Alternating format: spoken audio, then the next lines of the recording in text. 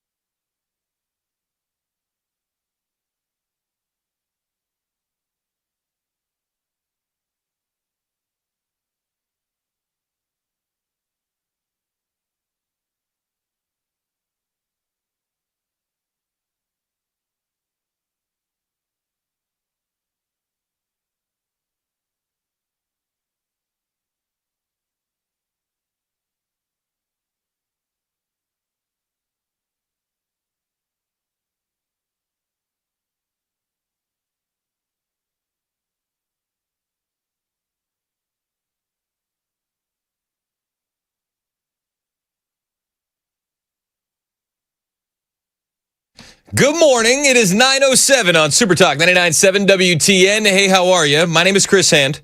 Show's brought to you by our friends at Better Water LLC. Water filtration systems, water softeners. You get those at betterwater.com.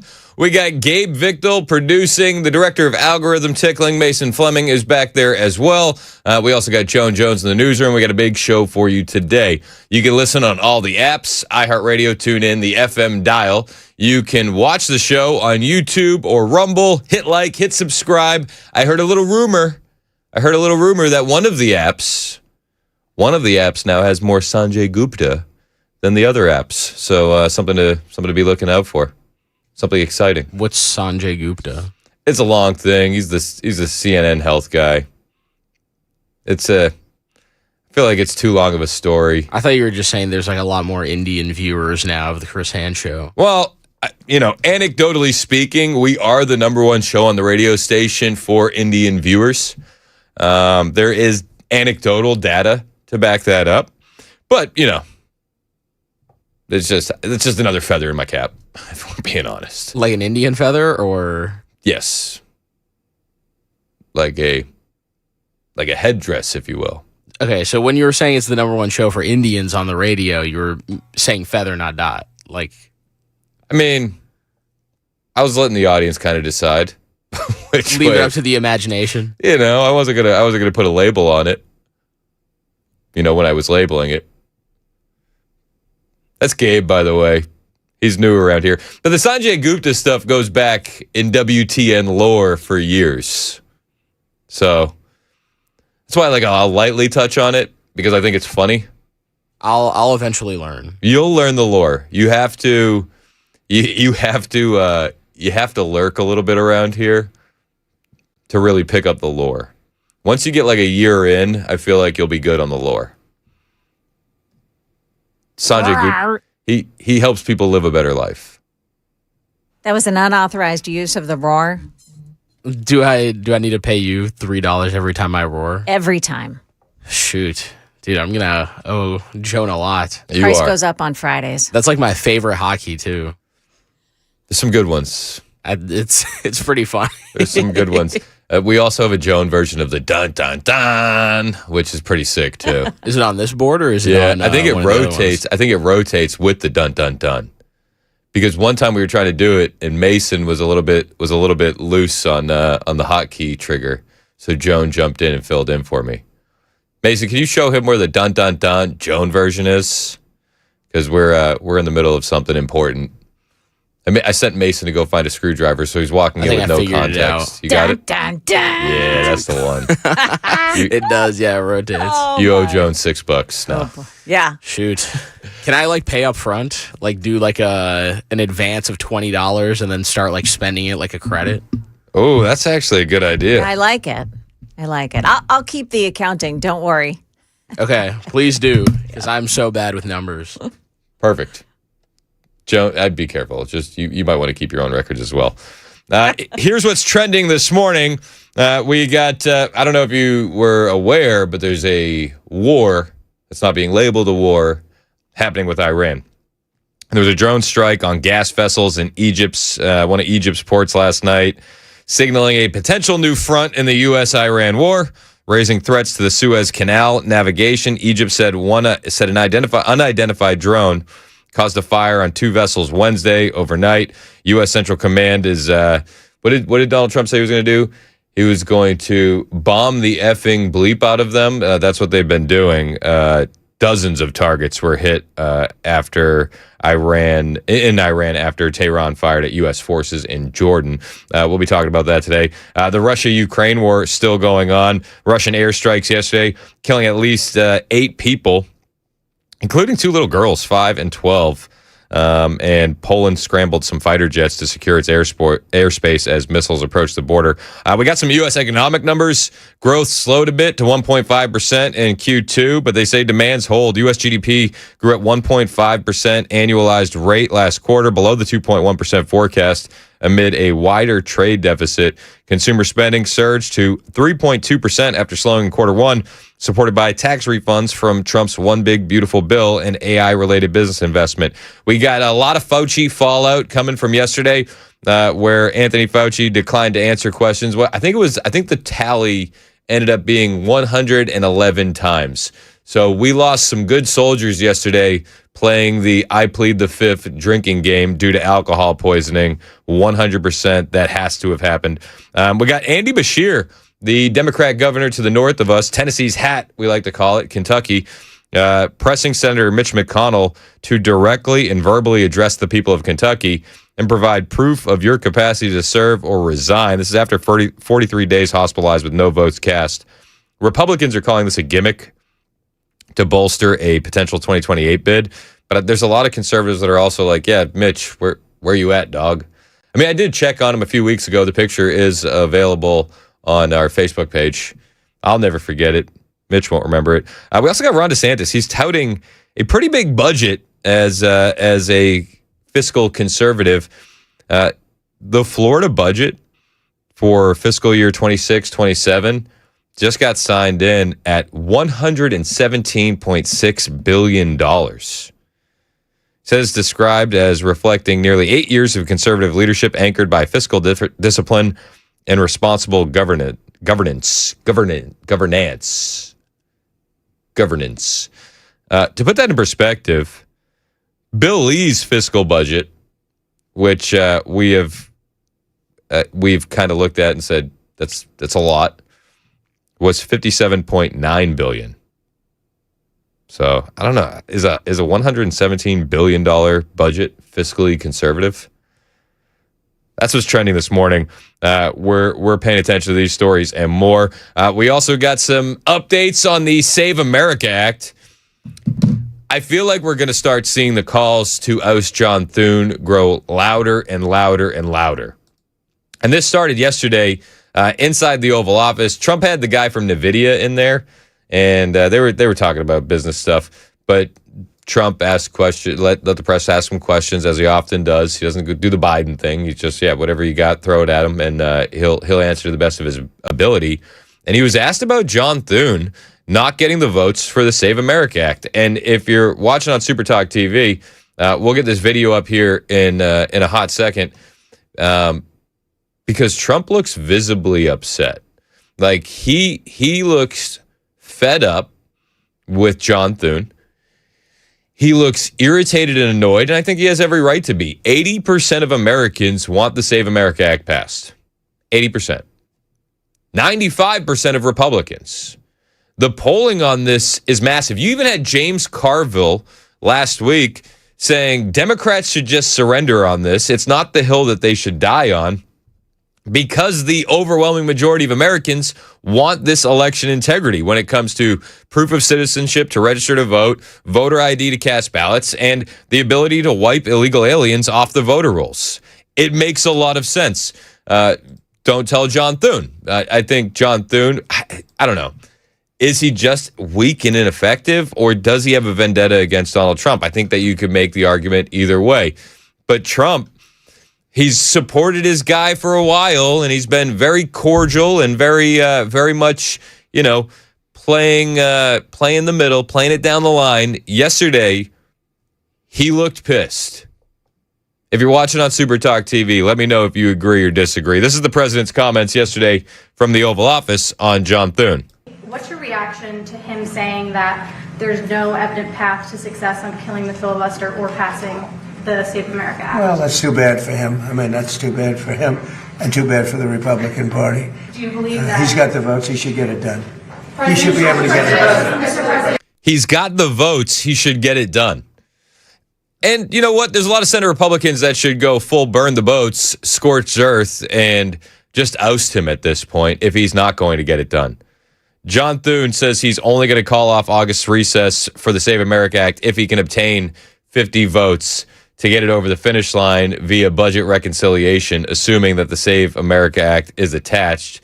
John is weak, and we've been saying it for months. We knew it before he took the job. It should have been Rick Scott. Everybody wanted Rick Scott. That was based in America First.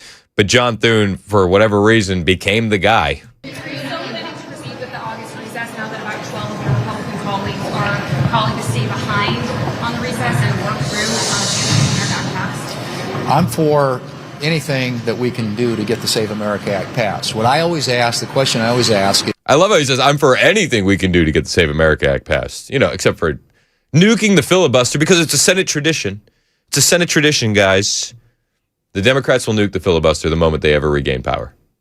And that moment will be the last time we ever witness Republicans in power. It'll just be a distant memory as they add, 4 more Democratic senators via D.C. and Puerto Rico as they push for massive amnesty for the illegal aliens that we can't seem to get out of this country. They will absolutely stack the Supreme Court, abolish the Electoral College. We'll never win again. The opposite is true, too, I do believe. If we're able to nuke the filibuster, we're able to put in some sensible election integrity measures, I think you're going to make it an uphill battle for the Democrats to ever regain power again.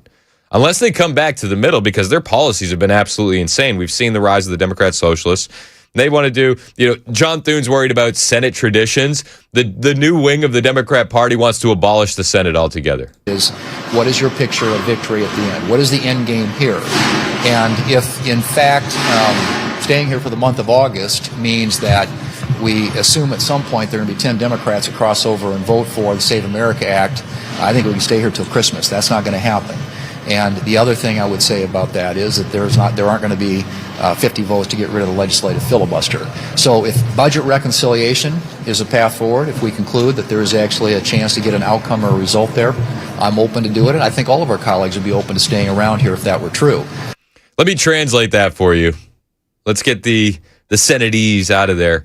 The translation is, we're going on vacation. I bought non-refundable tickets, and I'm gonna be kicking my feet up on a beach here very, very soon. Sorry. Thank you for your attention to this matter. President Trump yesterday inside the Oval Office was asked point blank, is John Thune still the guy for the job? And he didn't come right out and say no, but this is the harshest that I've heard the president reacting to John Thune as of yet. Senate Majority Leader John Thune, after the comments you heard regarding Save America and some other stuff, do you think he's still the man for the job? Well, we're going to find out, and I'll let you know. We're going to find out, and I'll let you know. So the reality of how this works. The Senate Majority Leader is not a constitutional office. You know that. I know that. It's an internal Republican conference position. So all you really need is 5 senators to force a special meeting. Just 5. We would only need 3 if Blackburn and Haggerty want to lead the charge. But a simple majority of the Republican conference can oust John Thune. You would need 27 votes out of the 53 to replace him. It's not a full Senate vote. Has it happened in midterm in modern history? No, almost never. The odds of an immediate ouster right now, very, very low. Let's be perfectly honest, because most of the conference is still publicly backing Thune. But as the president is changing his tune, maybe some of these Senate Republicans will as well. Trump is refusing to endorse him for the next Congress. So that is going to change the calculation here. Maybe it's soon. Maybe it's after midterms. Maybe it's just going to take enough senators getting fed up the fact that the Save America Act is not getting over the finish line, and they're going to decide that the Save America Act is the hill to die on. The math on this can shift very, very fast. But to get the ball rolling, you only need 5 Republican senators. You're fired. Get out. That's what I'm saying. No coat. Send him out into the cold. I mean, we knew who he was when he took the gig. We all did. I mean, how many times did I play the tapes where it was in the primary season for 2024 where we were trying to decide who was the Republican nominee going to be? Everybody who actually was looking at it straight knew it was going to be Trump the entire time, except for the neocons, the rhinos, and I guess Ron DeSantis. But everybody else knew it was going to be Trump. John Thune was on TV. They were like, will you support the president if he becomes the Republican nominee? And he said, well, I hope we have other options. He is a rhino. We've known, that's $9. We've known he's a rhino. He is who we thought he was. So we'll see what's going to happen. We're going to follow this very, very closely. President Trump was continuing to talk about the Save America Act inside the Oval Office yesterday, and we'll bring you some more comments. Hakeem Jeffries talking about the Save America Act and more. We got that on the way. Don't forget, we're also going to be talking about the Democrat Socialists of America. We'll talk about the Fauci fallout from yesterday. 111 times pleading the fifth. Somebody get Guinness on the phone.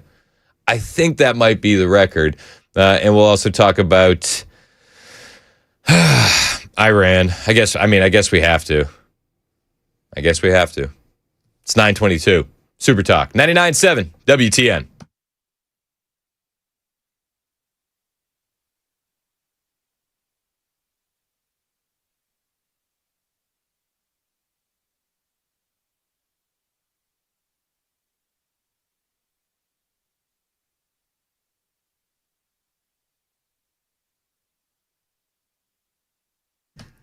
Hey, what's up? It's Chris Hand here for my friends at Better Water LLC. Now, if you got weird smells coming off your water, it tastes bad, maybe it's staining your clothes when you're supposed to be washing your clothes, you could have some real issues with your water. Consider all three of those red flags. There could be some nasty stuff in your water. We're talking sulfur, iron, chlorine, bacteria, even E. coli. You're making coffee with this water in the morning. You're bathing in it. You're bathing your kids, your grandkids in it. Let's get the water tested. All right, let's start there. Better Water will test your water for free.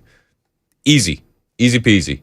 If you have any of the nasty stuff in there, well, they offer a range of options to clean it up, and it's not going to break the bank. Reverse osmosis, specialized filters, UV lights, you name it, Better Water has you covered. Whether it's well water or city water, the horror stories are plentiful. You should get your water tested today. Local company based out of Smyrna. They serve all of Middle Tennessee. You've probably tasted their work at the coffee shops and the hospitals around town. These guys are total pros. Stop drinking the junk out of your tap. Give Better Water a call today. 615-355-6063. That's 615-355-6063. You can find them online, betterwater.com. Hey, it's Dan Mandis from Super Talk 99.7 WTN and Nashville's Morning News. I'm here with Chris from USS, United Structural Systems. He's checking out my basement, my foundation, my crawl space to see if there's anything wrong. Fingers crossed.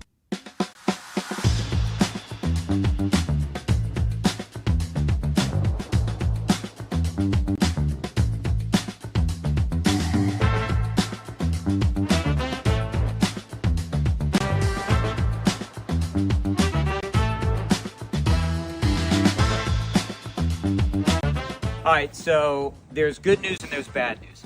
The bad news is we found some cracks in my basement wall. The good news, I've got Chris here who's going to walk me through the next steps. Yes, so unfortunately, your house has been subject to the pressure of the dirt. The hydrostatic pressure, heavy dirt pushes on foundation walls, and you got a little bit of what we call bowing. So that wall is pushed in a little bit. But we have a lifetime warranty solution for that. So we install, usually in a day or two, this can be done in most situations. We install carbon fiber straps, which keep the wall from moving inward at any point in the future. It's a lifetime warranty for anybody that ever owns this house. So it's a quick and routine thing that we do, but it yields some long-lasting benefits. It's a great selling point if you want to sell your house. Absolutely. Good thing about our warranties is they're not only transferable, like the contract says, they're automatically transferred when you sell your house. So you don't have to sign any paperwork or even send us an email saying that you sold your house. Warranty would transfer to the next owner.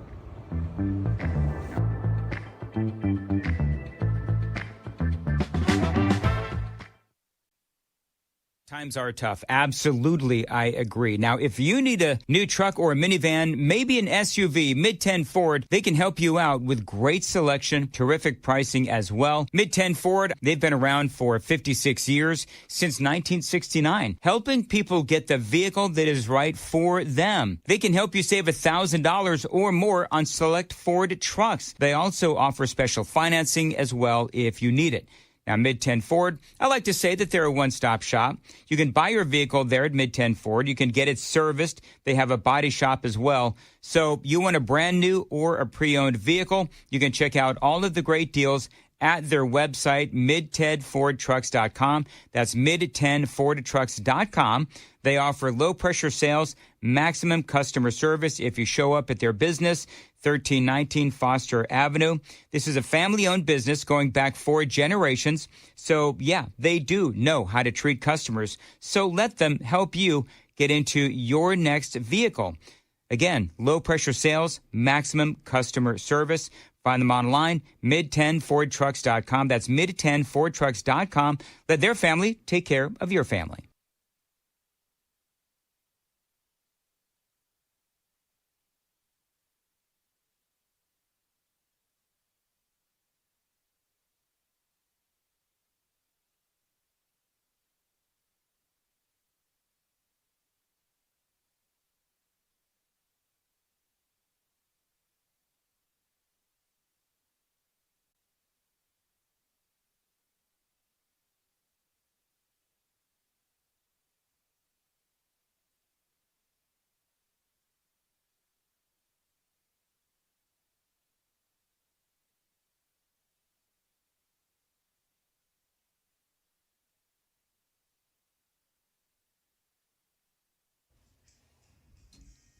If your phone pinged for an Amber Alert yesterday, we've got details on that Amber Alert and how it ended coming up here at 9:30 on Super Talk 99.7 WTN.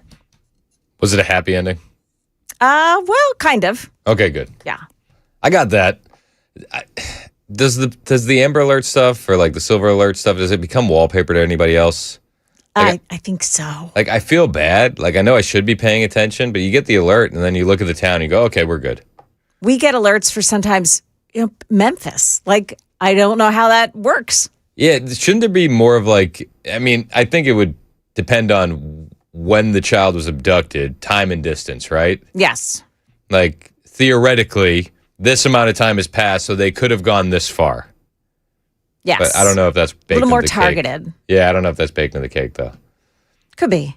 Hey, what do I know? Not much, I'll be honest with you. I do know that I don't like John Thune. A lot of people don't like John Thune. I'm reading the text messages, 615-737-9986. A lot of people don't like John Thune. For good reason. Yeah, Yeah. I mean, the only person I've ever seen say anything nice about John Thune was Joan. I did at one time, and I've turned my back on my old ways. Have you? Yeah, I have. Okay. Yeah. I'm not swayed in the least by his good looks. Good. That's good to know. Yeah. Joan, she only falls for that once. That's it. Never again. Never again. Trump yesterday in the Oval Office says he expects 100% of Republican senators to support the SAVE Act. And the fact that they don't, some of the excuses are insane. Like Tom Tillis was out there. He's the North Carolina Republican. And he's just salty that Trump didn't endorse him. And he's like, I can't support this because there's no way it gets implemented in time for midterms. It's like, is that a reason not to support this? Trump says he wants 100% of the senators to back this. A CR without the Save America Act attached, is that something you want to see? I'll have to look at it, but they should get the Save America. How simple can it be? Voter identification, proof of citizenship. I mean, now you have to understand the Democrats, not one Democrat will sign because they want to cheat. There's no way they can get elected if that happens. But we should have unanimous Republican support. And he's right. We should have unanimous Republican support, but we don't. And it seems like a lot of the Republicans that don't want to support it have personal vendettas against Trump. Maybe I'm reading too much into it, but that's just what I think the case is. Who would not sign voter identification with photo? And who would not sign proof of citizenship? Only people that want to cheat. Thank you very much, everybody. 9:30 Super Talk 99.7 WTN.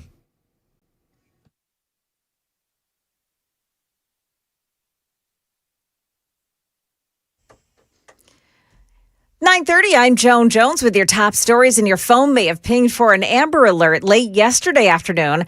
That was for a 1-year-old Franklin County girl who had gone missing with her mother. WSMV4 Sarah Allen reports that pair have been found in Georgia. Police say it all started here this morning at the Franklin County Judicial Center. Casey and Lily were expected in court around 10 a.m., and that's when they fled, sparking the multi-agency search. It's my understanding that she was in possession of Lily and had custody of Lily this morning. However, according to the TBI alert at the time the Amber Alert was issued later Wednesday evening, Casey no longer was in legal custody of her daughter. Yeah, the mother, Casey Hill, had already had warrants for aggravated kidnapping, child endangerment, and felony evading. Now she's facing new charges. The sheriff there said that her car had been tracked in Cartersville, Georgia, by a license plate reader. Senate Homeland Security Chair Rand Paul saying his committee is going to vote next week on whether Dr. Anthony Fauci should be held in contempt of Congress for invoking the Fifth 111 times during Wednesday's COVID origins hearing. If you've been granted complete immunity, we didn't grant him immunity, but the President Biden granted him complete immunity. With the grant of immunity, do you still need Fifth Amendment protections, or do they apply? So, and telling that all he had to do today was tell the truth. If he testified and told the truth, even if he admitted to destroying thousands of records, which we think happened, there's no penalty that attaches. It would just be the truth. Yeah, while President Biden preemptively pardoned Fauci on his last day in office, that clemency would not protect Fauci if he was accused of lying to Congress. He's denied wrongdoing, claims he is being vindictively targeted for his role in the pandemic response. That is the latest news. Weather is next. I'm Joan Jones, WTN News.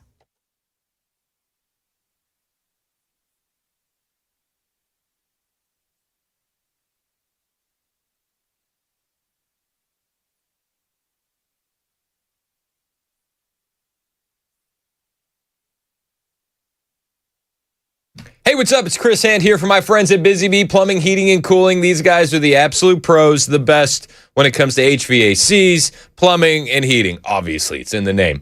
But what I love about these guys is that they know when to focus on what's really important. And when I was texting them last week about what deals they got going on, they said, please hold off on the deals. We got something much more important. It's our back to school drive. There are a lot of kids in Middle Tennessee that need a bit of a hand up with some school supplies. Some parents need a bit of a hand up as well, and you can help Busy Bee fill that gap. If you can, we're asking you this weekend as you're going through the tax-free weekend to pick up some extra school supplies. From notebooks to glue sticks to calculators, tissues, hand sanitizers, backpacks, and bring it to Busy Bee's headquarters at 137 Southside Park Drive in Lebanon, Tennessee. You bring those, you're really going to help out a kid in need, and then you'll get a $50 off coupon for any service from Busy Bee Plumbing, Heating, and Cooling. They're greasing the wheels for you. It's a tax-free weekend. Help some kids out. Get a great coupon. BusyBeeHVAC.com.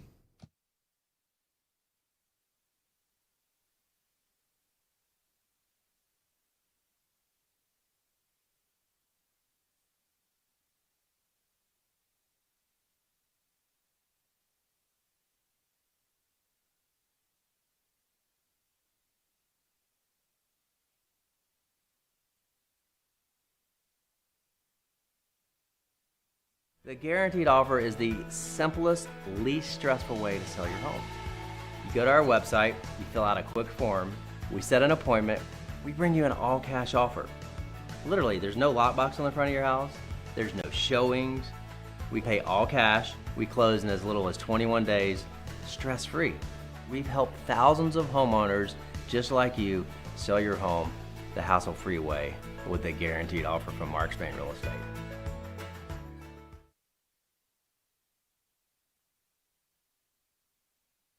Hey, this is Pastor Al, and join us on Super Talk 99.7, Sunday evenings from 7 to 8. We're going to look at the news from a biblical perspective.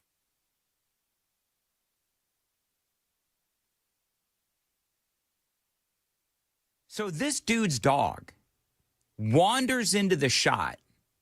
And who is this guy? So this is Hassan Piker. He's a left-wing streamer. He's very radical, Muslim, friends with Mom Donnie, big Mom Donnie supporter.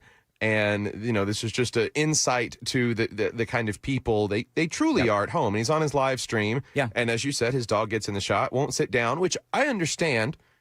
But at the same time, this dog is not getting in his way or anything. He is simply just circling, or as my wife would call it, nesting, trying to find that comfy spot. Yeah. So he shocks him. Much more consequential violence, okay? It's the same reason as to why America, Kaya, please just f***ing go, just stop. You know, kind of ironic this guy is Oh, talking my about gosh. violence. Yeah, right? While he shocks his dog. His dog's literally not even doing anything. He's just, as you said, he's circling in the background. Yep.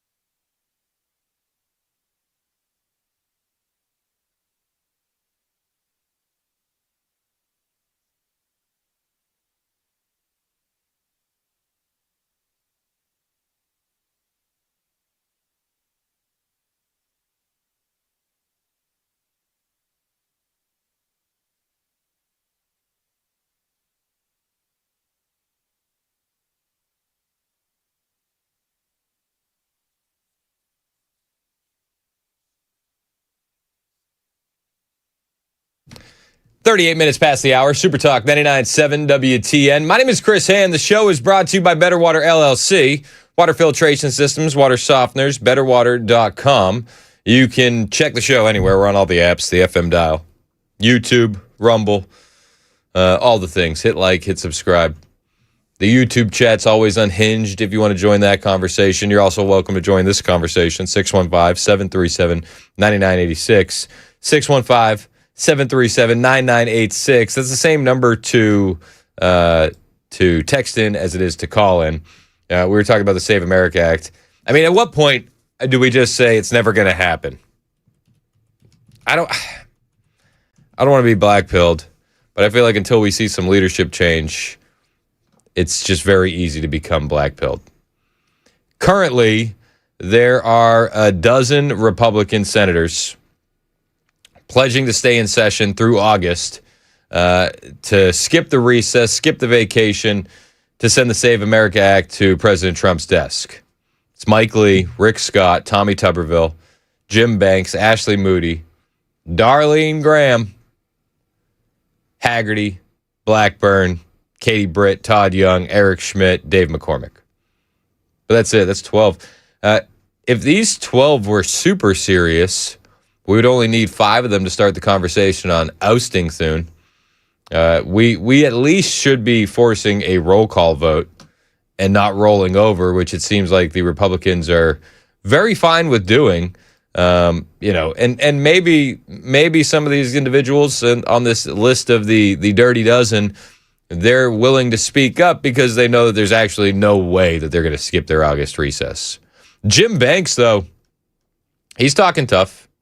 I don't necessarily dislike Jim Banks. I haven't heard much of him. If I'm being perfectly honest with you, he's a Republican senator out of Indiana. But yesterday he was saying it's time. It is absolutely time to get tough and cancel the recess, secure our elections, and stop the fraud. I mean, it's a very easy position to hold as a Republican, especially when you see what's going on in places like New Jersey, where there are thousands of illegal aliens on the rolls, and hundreds of them voting, but it's not widespread.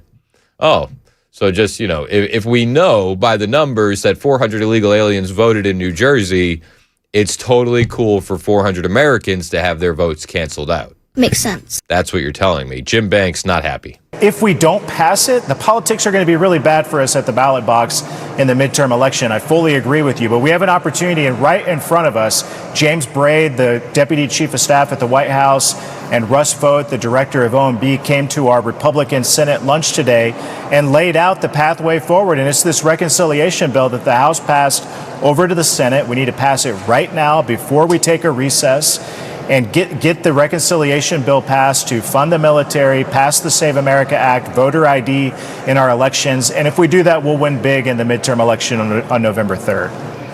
Yeah, so you're saying no vacay until you get the Save America Act and the rest of it. I think that's a big part of our victory. I mean, on top of the big, no beautiful vacation, bill last no year. vacation, No vacation, no recess. By the way, there's a growing chorus. I think a third of the Republicans in the Senate have said this out loud.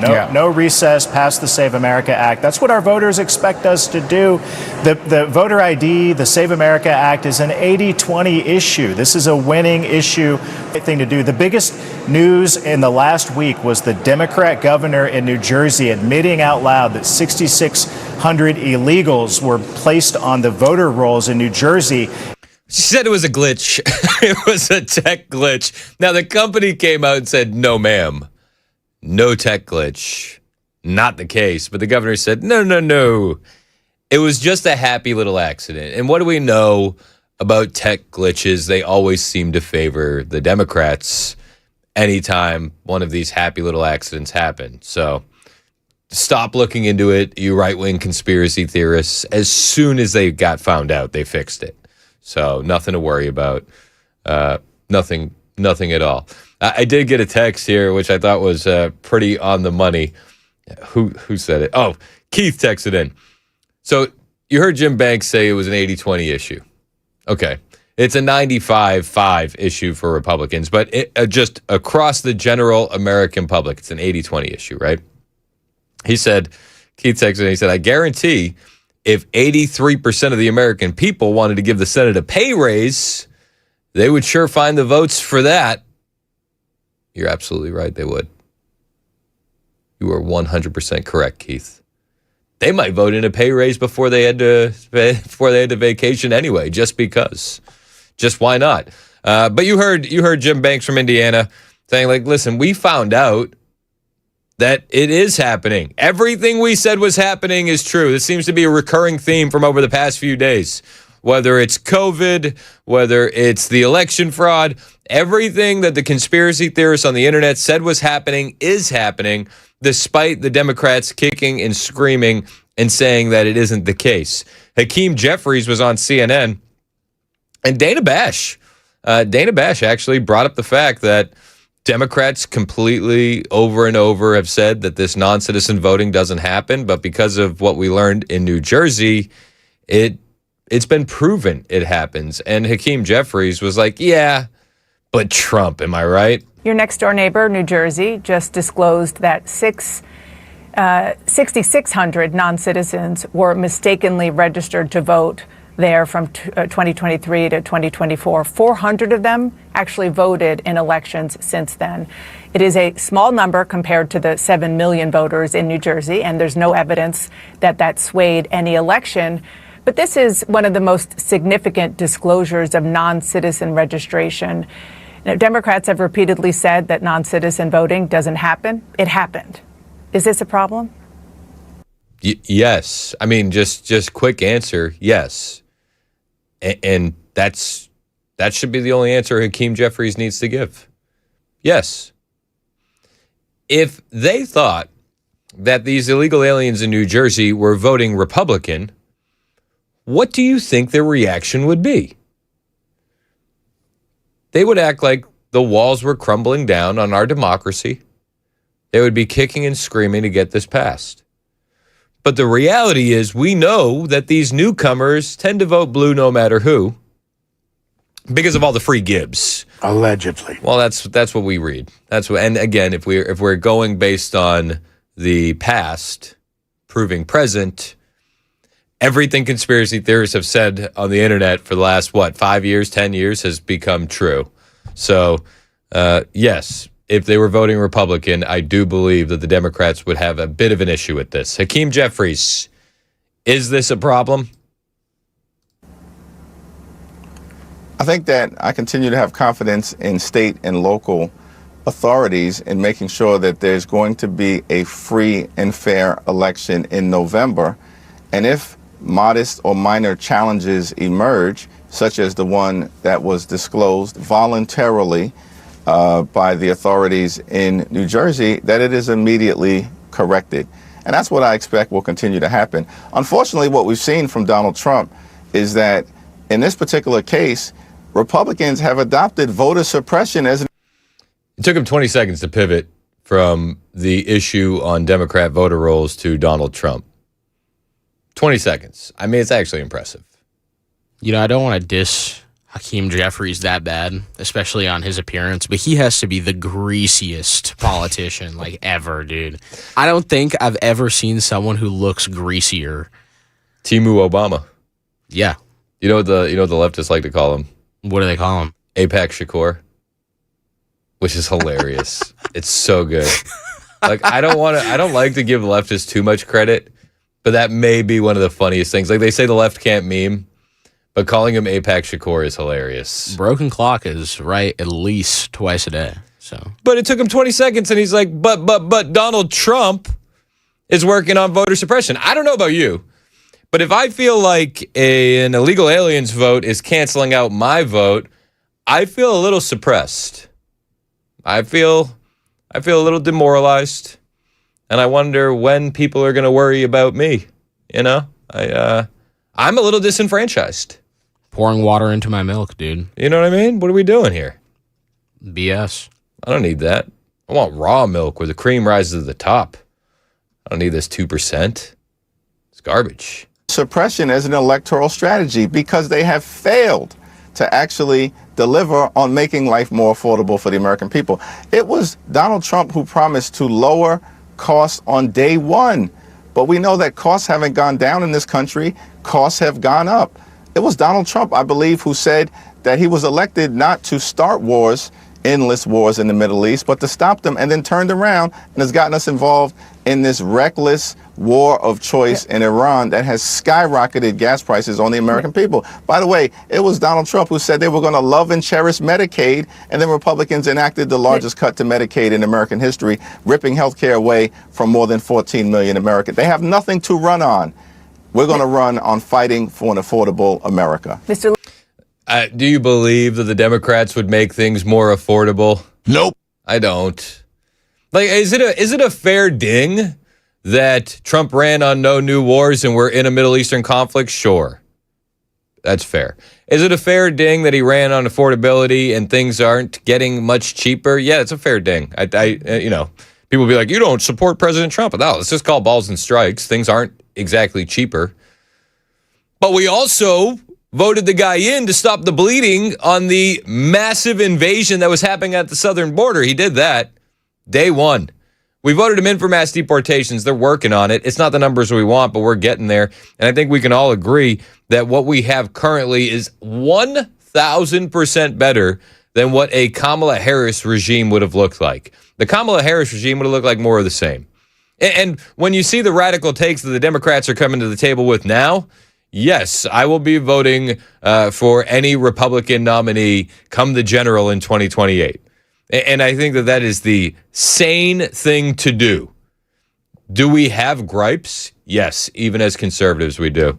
But to pivot away from the issue at hand, where illegal aliens are undoubtedly on voter rolls and voting in federal elections, into Donald Trump, Trumpisms, you're missing the plot.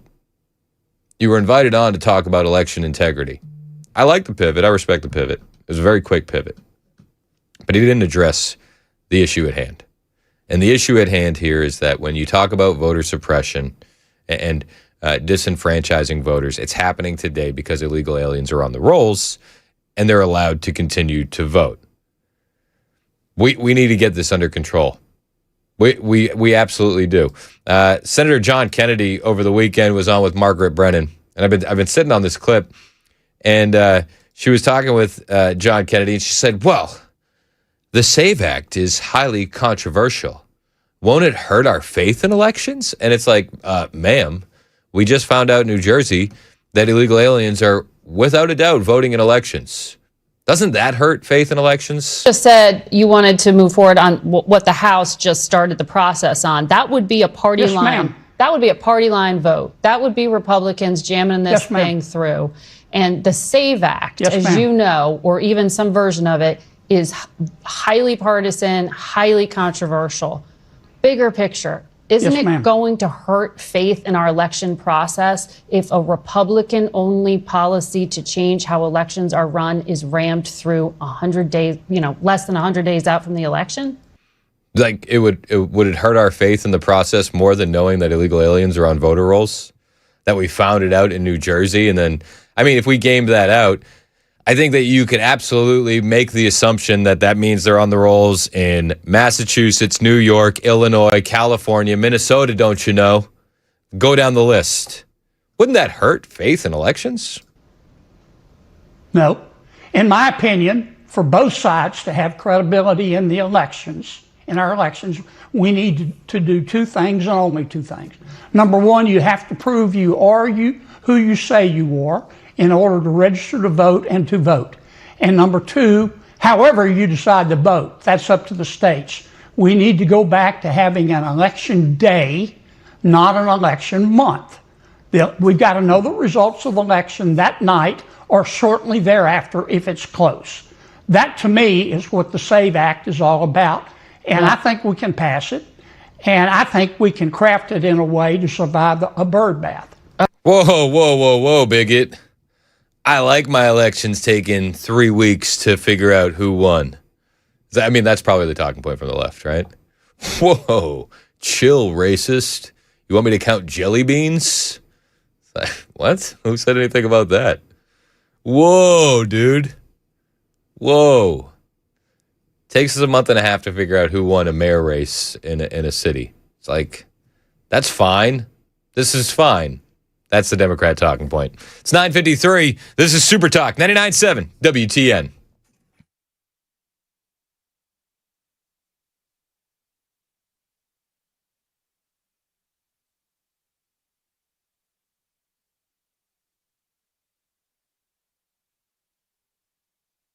Hey, what's up? It's Chris Hand here from my friends at the Glock Store. If you need another reason to go to the O-Site event on August 8th, a reason that doesn't include hands-on range time, O-Site giveaways, exclusive in-store discounts, free O-Site swag, well, I got one for you.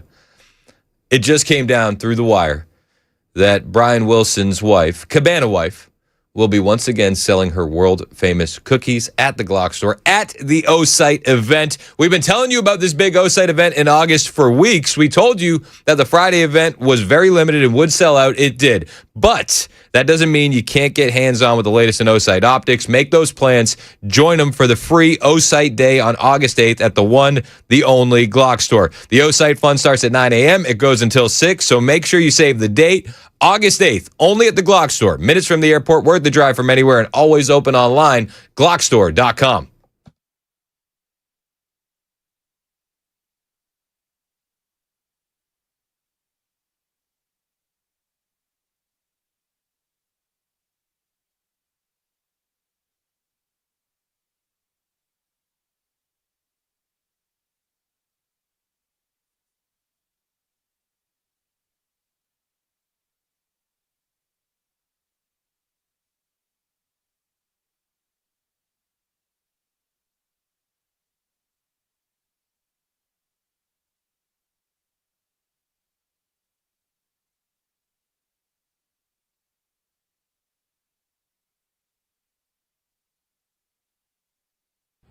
Hey, what's up, guys? It's Matt Murphy with Super Talk 99.7 WTN, and this morning we are out and about at my house, my brand new house that I've been talking about on the radio, with Nate from USS. What's up, brother? How are you? I'm excellent. How about you? I'm doing well. Good. We invited Nate out. Now, obviously, when you're a new homeowner, especially when you buy a house that's got a few years on it, you don't know what you're dealing with in terms of foundation. And I know that Nate knows a lot more about what I don't see and what I don't know about than I do. So bring the experts out and get them to check out your house.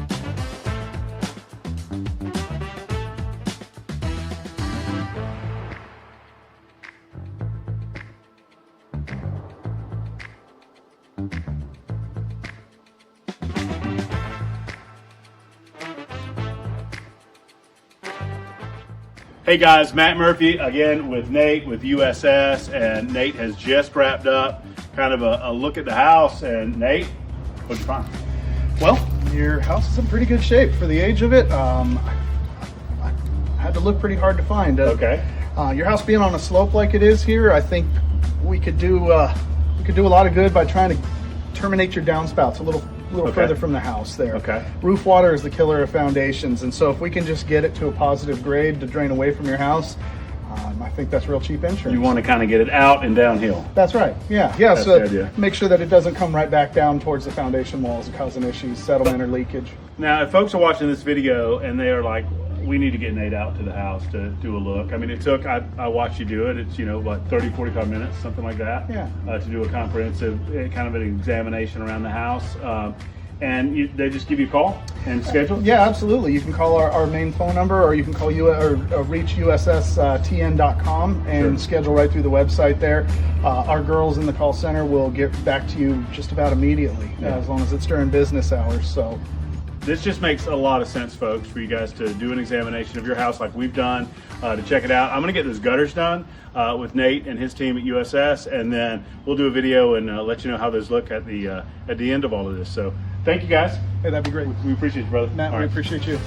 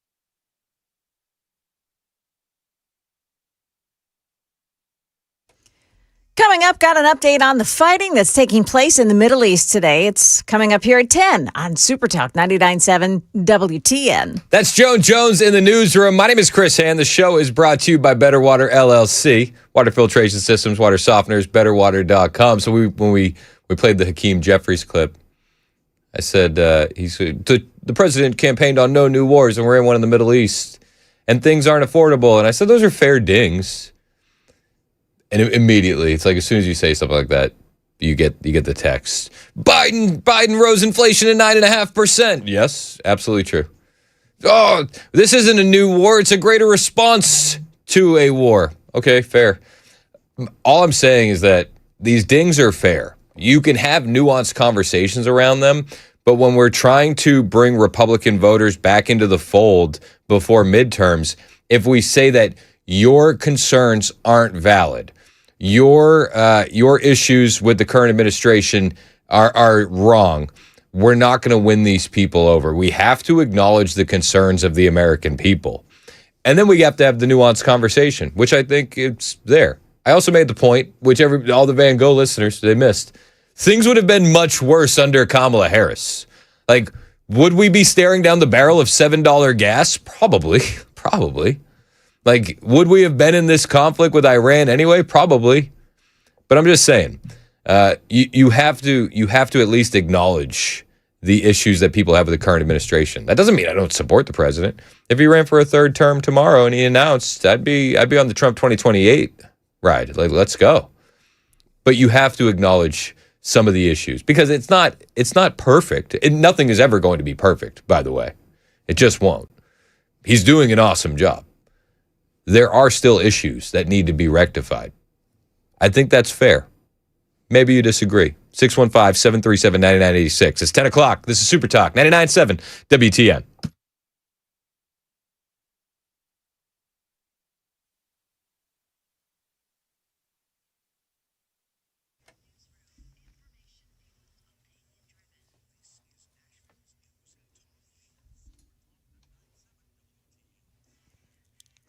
Good morning, 10:01. I'm Joan Jones with your top stories. Iran and the U.S. continue trading strikes against one another in the Middle East. Once again, here in Jordan, we had incoming fire from Iran overnight. U.S. troops forced to take cover in their bases here for the second straight night as 5 Iranian missiles were ultimately intercepted.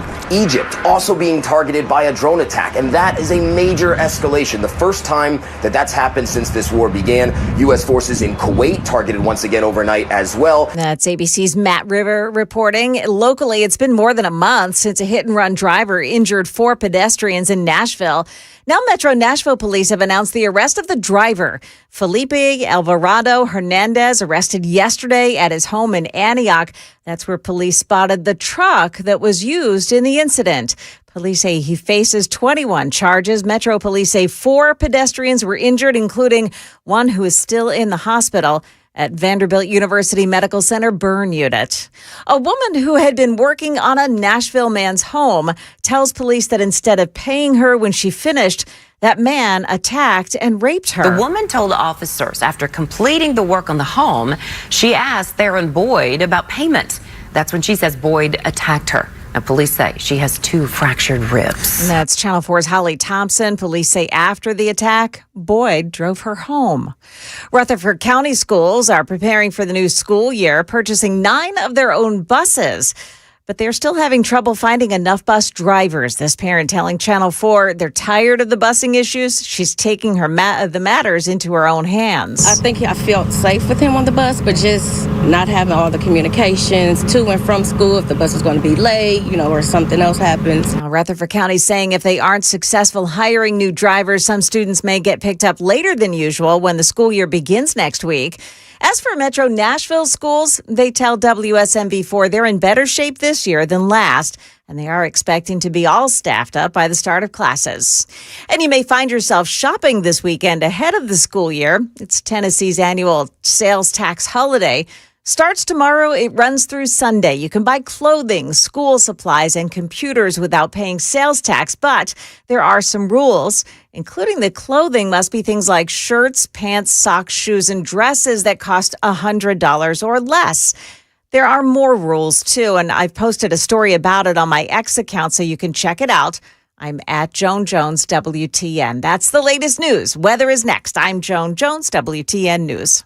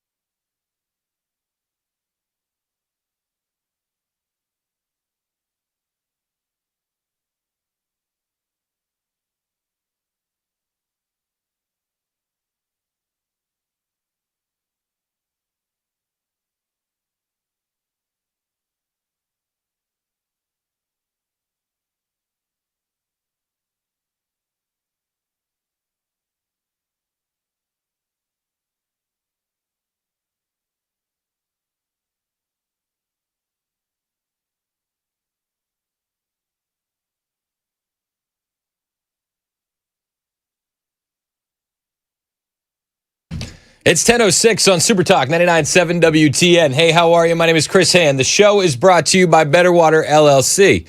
Water filtration systems, water softeners, betterwater.com. You're welcome to join the show. 615-737-9986. Jeff in Nashville wanted to talk about early voting. What's up, Jeff? Yeah, there's some people outside the voting places trying to get people to sign petitions for something. They say, have these green shirts say, sign the petition, and I don't know what it's for. I mean, I kind of figure it's some left-wing group or something. Because of the green shirt? Yeah, they're wearing these green T-shirts that say, sign the petition. Did you ask them what the petition was for? From what I understand, it has something to do with affordable housing, but I'm not sure, what that entails. Yeah, if I heard somebody tell me to sign a petition about affordable housing, I probably would have ran away. Yeah, I did. I told him I was busy, and he looked at me like, well, have a nice day, sir. He looked kind of, You can tell those people when you're looking at them. You know what I mean? Yeah. Yeah. It's like I just thought I'd give the listeners a heads up on that. Where were you early voting? Edmondson Pike Library in South Nashville. Are you comfortable telling everybody who you voted for on the air? Fritz, I think, is his name. Let's go. All right. Why you like Fritz for governor? Well, he's definitely for limited government. So am I. That's a good enough reason for me. Hey, Jeff, I appreciate you calling in and warning us about just lunatics and their petitions. I don't know. Bo does this a lot. Gabe is the camera guy for Bo. They go out and they do protest footage and stuff like that. But one of the things you guys do is fake petitions, right? Like quite often, you'll have people sign a fake petition, which is hilarious. Go there if you want to see some of the fake petitions. That's the only kind of petition I would sign for me. Have you seen the ones where the other guy who he pretends to be transitioning? What's his name? Josh Cedar. He'll ask people to sign a petition to help puppies get abortions, and they'll be like, "No, absolutely not." And that he's only asking leftists and Democrats, and he's like, "Why won't you donate money to help us get these puppies abortions? The puppies need abortions." They're like, "That's wrong." He's like, "Oh, well, I noticed your pro-life bumper sticker on your car, so why is it wrong for puppies to get abortions but not humans?" It's the kind of petitions I like. Just me. Let's go to Tommy in Tullahoma. What's up, Tommy?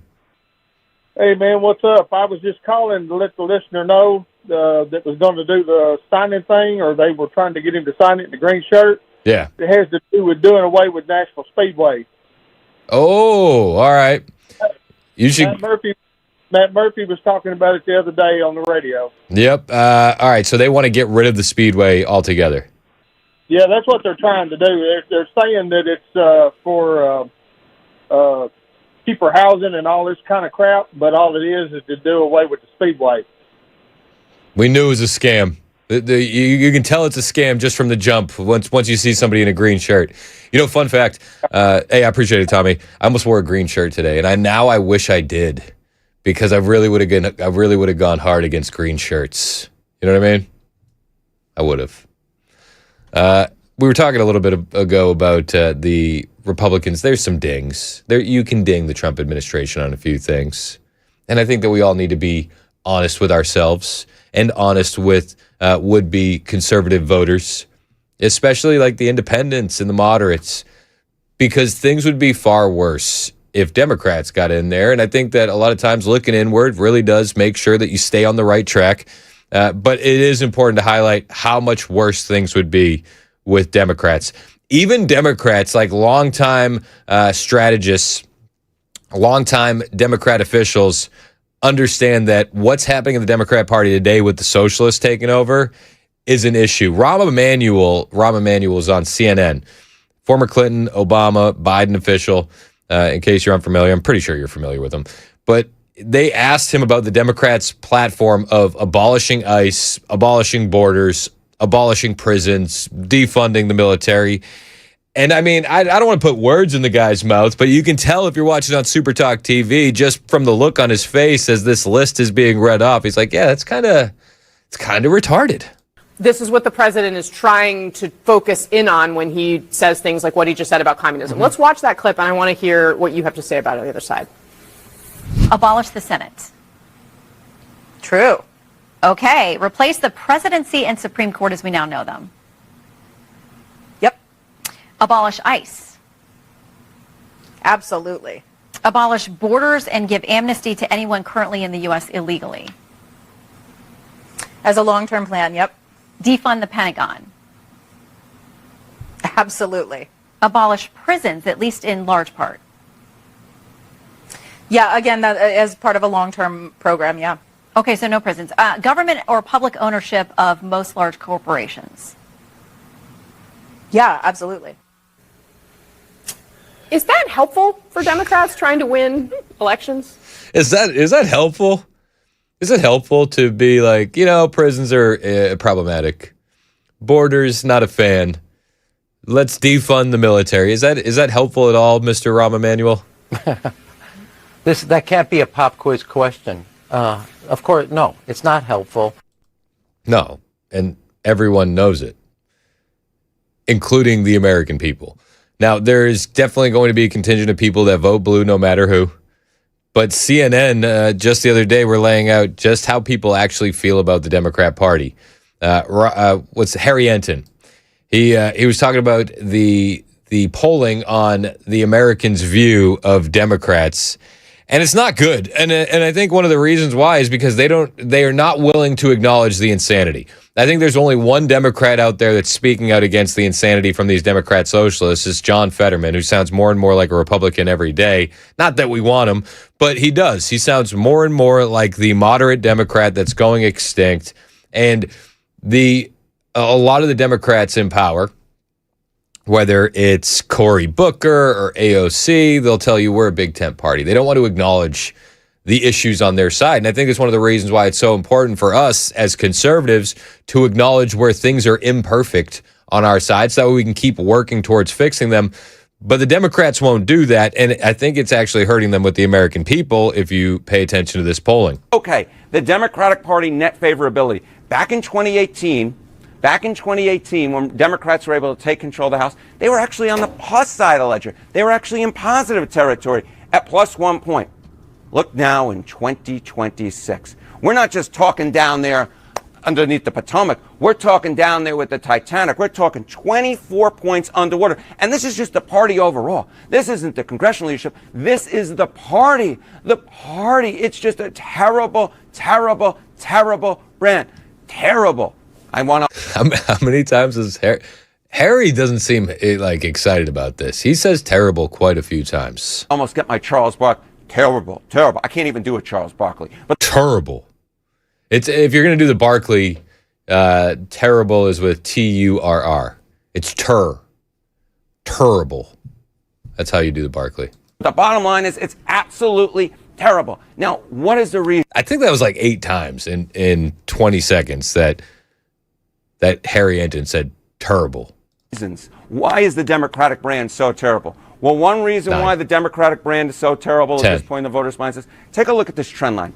Voters saying that Democrats are too liberal. In 1996, it was 42%. In 2013, it was 58%. Now, the clear majority of Americans believe, and the clear majority of voters say that the Democratic Party is too liberal. 57%, they think that the Democratic Party is out of the mainstream, out of the frame, I dare say. My God, this is a massive, massive problem. Yeah, it's a huge problem. Democrats still don't seem to understand why. Maybe it has to do with the fact that they want men in your girls' locker room. Maybe it's the fact they want to chop off healthy bits of little kids and call it gender-affirming care. Maybe it's that they want open borders and defunding the police and abolishing prisons. Maybe it's because they want to abolish the Senate and the presidency. Maybe it's because they want to do away with the Electoral College. Maybe it's because they want to pack the Supreme Court. Maybe it's because they want to take the 20 to 30 million illegal aliens that are in this country today and make them citizens. I mean, I could go on and on and on. But the reality here is that the Democrats are in a terrible position. And they put themselves in their own position because they wouldn't call out the bad in their own party, and we can't fall into those same traps as conservatives. Stephen Miller on the current state of the Democrat Party. The Democrats have always had, of course, is the uniform and total support of the crazy leftist media in this country. Right? They've always had the support of the big broadcast networks, the print newspapers, and a large portion of all your friends at CNN and MSDNC. A large portion of cable, too, Sean. Exactly.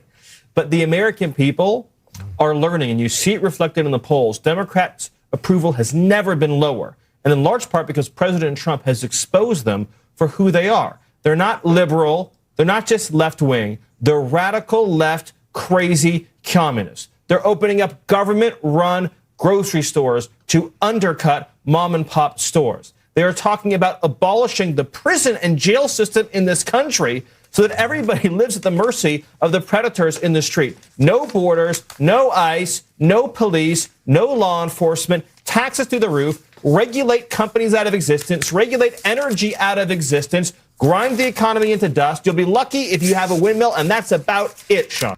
You'll be lucky if you have a windmill, and that's about it. That wasn't even as hard as he went. He went even harder. Just a couple moments later, saying that they have become not just the parties of hippies and free love, but the parties of freaks. They are the party of freaks, weirdos, losers, and crazies. But we still have to take these freaks, weirdos, and losers and crazies seriously because they are winning elections. They are winning primaries, and we're seeing it from New York to Colorado. And you're seeing a lot of the Democrats realize that they need to bend the knee to these losers and freaks and weirdos and commies if they want to remain in power, which is a bit of an issue. The people you mentioned, the names you mentioned, AOC, Bernie, the Squad, Omar, these are people who even 10 or 15 years ago would have been relegated to the outer extreme fringes of the Democrat Party. They're now the center of the party. They're the heart of the party. They're the soul of the party. So the Democrats have become a party of freaks, weirdos, losers, and crazies. But you can't laugh it off because it's deadly serious. When you give these people power, everything you know and love in this world falls apart. You have chaos, corruption, decay, violence, poverty. He's not wrong.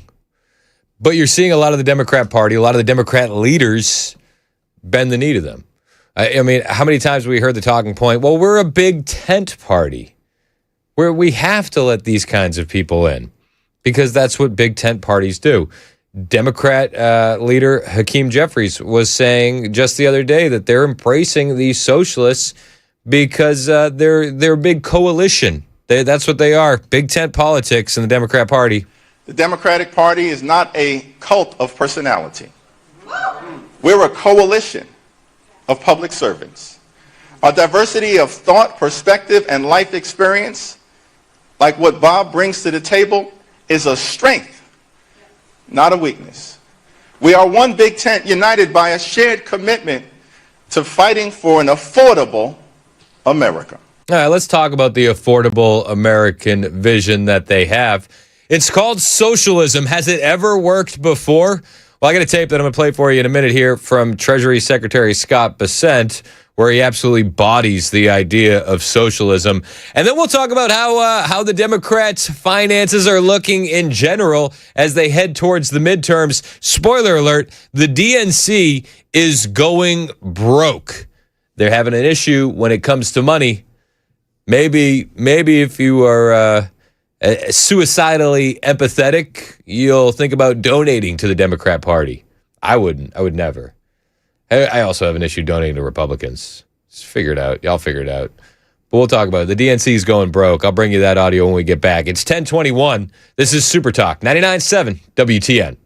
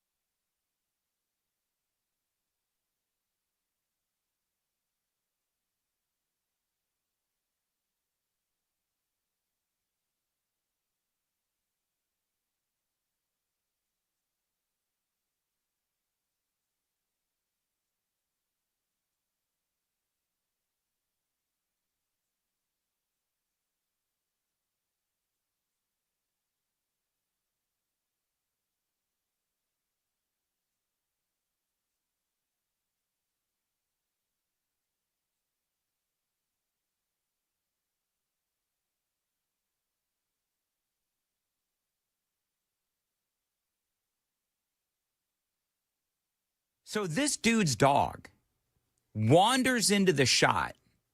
And who is this guy? So this is Hassan Piker. He's a left-wing streamer. He's very radical, Muslim, friends with Mamdani, big Mamdani supporter. And, this is just an insight to the kind of people they truly are at home. And he's on his live stream. Yeah. And as you said, his dog gets in the shot, won't sit down, which I understand. But at the same time, this dog is not getting in his way or anything. He is simply just circling, or as my wife would call it, nesting, trying to find that comfy spot. Yeah. So he shocks him. Much more consequential violence, okay? It's the same reason as to why.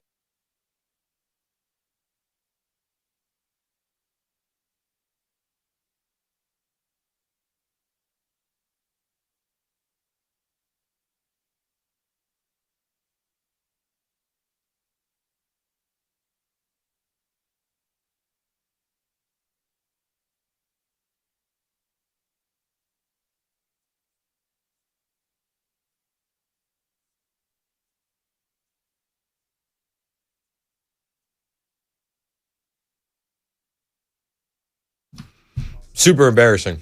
Like in the middle of chewing. It's terrible. 3 years, I've never been caught on the air chewing. No worries. Listen, I was asking why you weren't eating on stream. I thought it was funny. Because, I don't know, I think it's a little weird. I mean, it would be weird if you weren't having the breakfast of champions, the Trump-endorsed breakfast of America. Gabe bought us McDonald's for breakfast. Yes. Well, yes. But Mason went and got it, and, he's the one that swiped his card technically, even though I sent him a Zelle. We love Mason, okay? No producer Mason slander. It may not be real food, but the happiness I feel is real. Oh, yeah, I'm loving it. Everything in moderation, up to and including moderation. All right, so now that I've cleared my mouth of the hash brown a little bit, I hope I don't have anything in my teeth as you're watching on YouTube or Rumble, but if I do, we'll get through it together. I was telling you I was going to talk about Treasury Secretary Scott Bessent. He dropped the hammer on every Democrat that thinks socialism will work in America. And spoiler alert, a lot of them do. And this is going to be a battle that we need to face here as we move forward. It may not be the biggest battle in the midterms. It may not be the biggest battle in 2028. But by 2032, we are really going to have a fight on our hands with socialism. And it's going to be because of the rise of AI. I have said it multiple times. You're going to have a candidate come along in 2032. It might be an AOC. It might be a Mamdani, someone or something of that ilk, right? And you're going to have seen 30 to 50% of the jobs in this country eliminated by artificial intelligence. So you're going to have a lot of wealth disparity. And there's going to be a candidate that comes along and pushes universal basic income. They're going to push socialism on a national platform. It's important to educate these younger voters before we get there that this has never worked anywhere in the history of the planet before. And Scott Bessent did his due diligence, did a service trying to explain just that the other night on Sean Hannity's show, laying out every single time that socialism has been tried and failed. They have opinions, as you were just saying. These DSA folks, where does it ever work? Did it work in Havana? Did it work in Caracas? Did it work in Moscow? It's never worked. If you could show me an example where it worked, I'd have an open mind. Can you believe abolish the Senate, replace the Supreme Court, the presidency even, abolish ICE, open the borders, defund the Pentagon? What? Seriously? These people are nuts. Well, they're nuts, Sean, but you know who was onto this early on, like he is to so many things, was President Trump. When Mayor Mamdani came to the Oval in November after he had won. He was smiling. Everybody knew that this is coming, up to and including President Trump. Here's the thing. I wouldn't trust Democrat socialists because I already don't trust Democrats. Like, the socialists aren't currently running the entire game for the Democrat Party, but the Democrats are, and they're failing miserably. As of right now, the Democratic National Committee, they just had to put their own headquarters up as collateral for a loan, for a $15 million loan, because they're currently $18 million in debt. They can't manage their own finances, yet they're going to try and sell us on socialism. Get ready for that. Somebody's watching, all right. From a bunker in the DNC, Ken Martin sees those same commie walls closing in, and the man is straight up spiraling. He got angry and threw his phone at an intern. Quote, the phone tossing incident resulted in a formal complaint to the DNC's Human Resources Department. And it's not just HR working overtime. Where do you see finance? 99 days till the midterms, the DNC's $18 million in debt, with only 16 in the bank. Republicans, $128 million in the bank, zero debt. Democrats are so broke, they put up their own headquarters as collateral for a $15 million loan. Remember this anytime someone tries to talk you into voting for a Democrat to run your city, your state, your country. They can't even run their own party. They just had to put up their headquarters as collateral on a loan. That is embarrassing. And they're begging vendors to sit on invoices until after the election. Yikes. But sure, they know how to handle your money. Especially her, the woman who torched $1 billion and lost every swing state, because now she's back for seconds. Quote, heard that the Kamala Harris camp is telling people in California that she's preparing to run again for president in 28. I wish she would. I'll be honest with you. I hope she does. If we could deal with a Kamala Harris or a Gavin Newsom candidate, I think we're in good shape in 2028. The Democrats are an absolute mess. Does our party have issues? Sure do. Nothing is ever going to be perfect, but the Democrats are far worse. It's 10:31. This is Super Talk 99.7 WTN.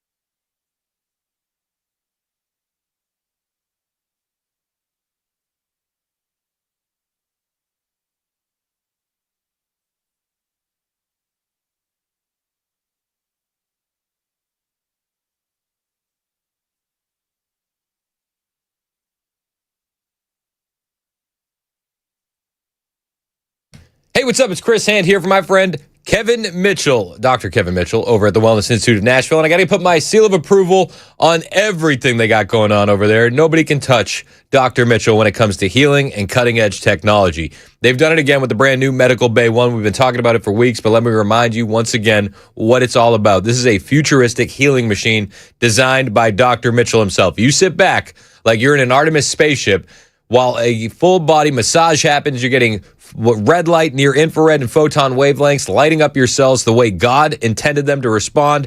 And it's going to stimulate your stem cells for real tissue regeneration. It's absolutely epic healing, only at the Wellness Institute. But don't forget, they're also specializing in non-surgical spinal decompression. Right now, you can get that non-surgical spinal decompression for $33 off. The Epic Spinal Special is happening now. What they're not going to push, surgery, painful injections, or opioids. Not their style. Launch your pain-free voyage today at painisbad.com or call 615-246-5009. That's painisbad.com or 615-246-5009. Painisbad.com.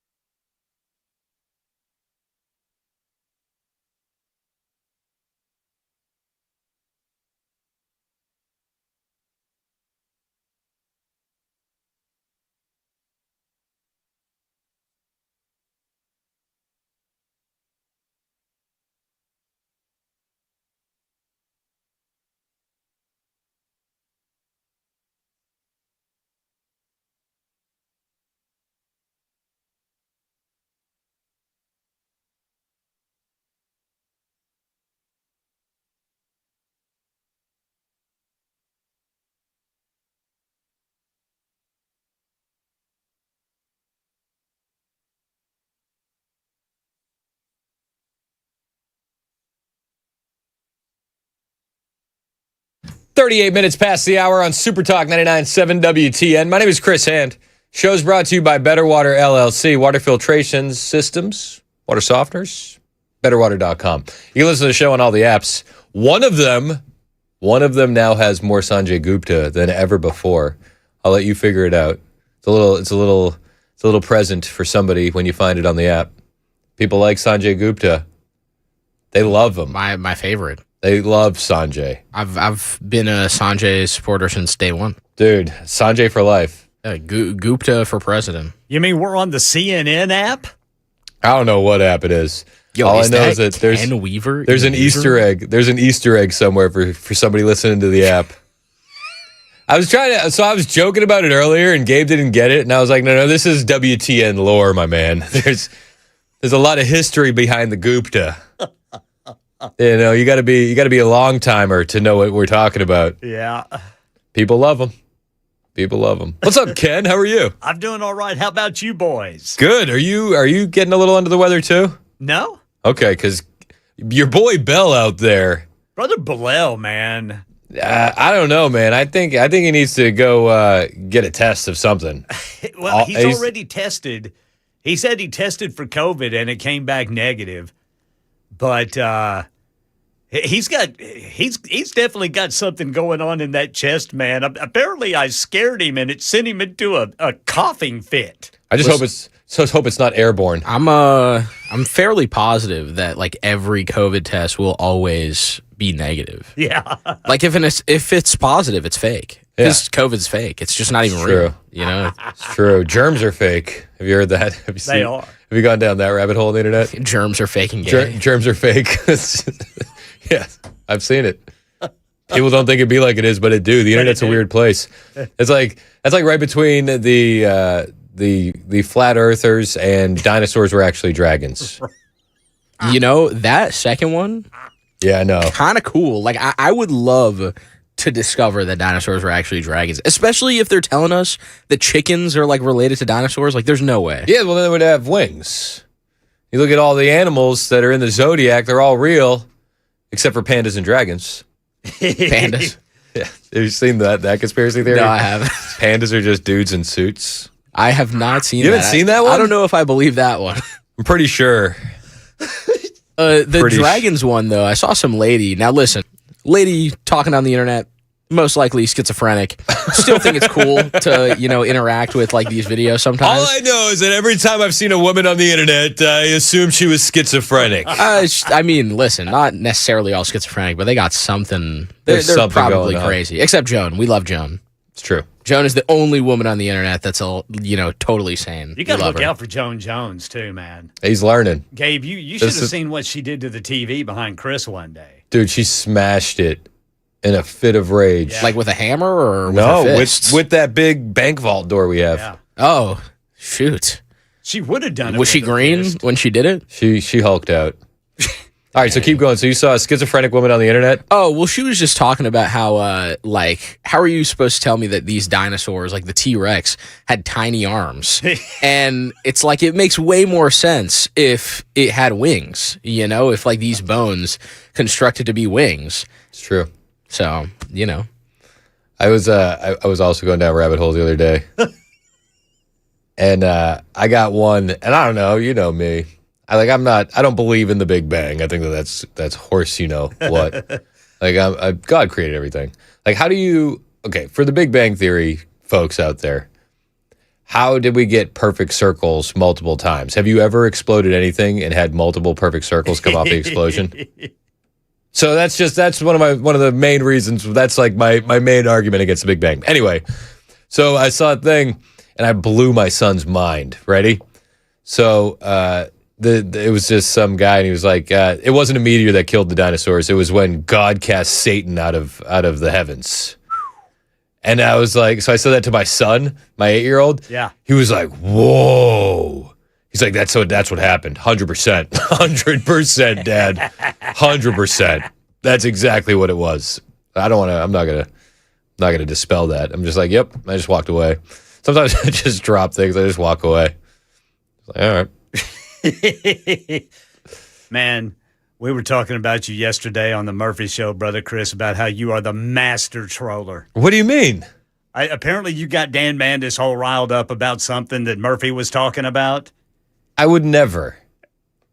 And I mean, man, it was funny. And now I can't even remember what we were talking about. Was it the Amish? Yes. We're very anti-Amish here. We don't need to rehash it. But trust me when I tell you that there are reasons. Shout out to Miss Bonnie. We had fun with it. I didn't even know where that call came from. I'm gonna have to isolate it and put it on social media. That's one of the best calls ever. She was like, and another thing, I am sick and tired of the Amish. And then I was just like, go ahead, Bonnie. Dude, me too, Bonnie. It's about time somebody said it. Oh my gosh. We've all been thinking it, but Bonnie's the only one with the stones to say it. She just threw it out there, man. God bless her. And she sounds so sweet when She does it. She sounds like a literal angel. Yes. It's like, I just don't know about them Amish folk. It's like, preach, Bonnie. Let's go. She might. I've been in negotiations behind the scenes that Bonnie will fill in for me the next time I'm out. That would be awesome. So we're working on it. I got a couple people that have been holding on the line for a minute, so I want to get to them because I don't want to be disrespectful. Let's go to our friend JT, who wants to talk about the Tennessee Raceway or the Tennessee race. What do you got, JT? We want to talk about the 10 U.S. Representative District 4 race. I think that's your district that you live in, Chris, if you're in Murfreesboro. Yep. That's the one that Scott Desjardins currently occupies. I am a wildly conservative individual. I cannot stand Scott Desjardins. I don't think I voted for him for like the last 2 or 3 times. I understand there's a lot of people running against him. I can't seem to find any details on the race. And wondered if you had, like, kind of who you had in that race, if you had any details, if you could find us some details. I think we can do better in that seat, and I think now is a good time to try.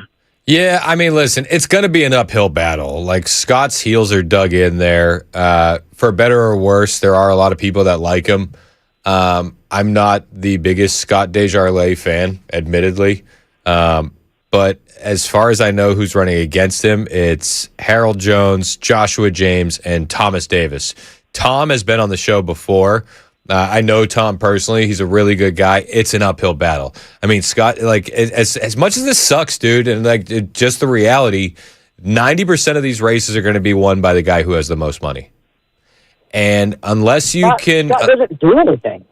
He can fundraise. He sucks. Listen, he can fundraise.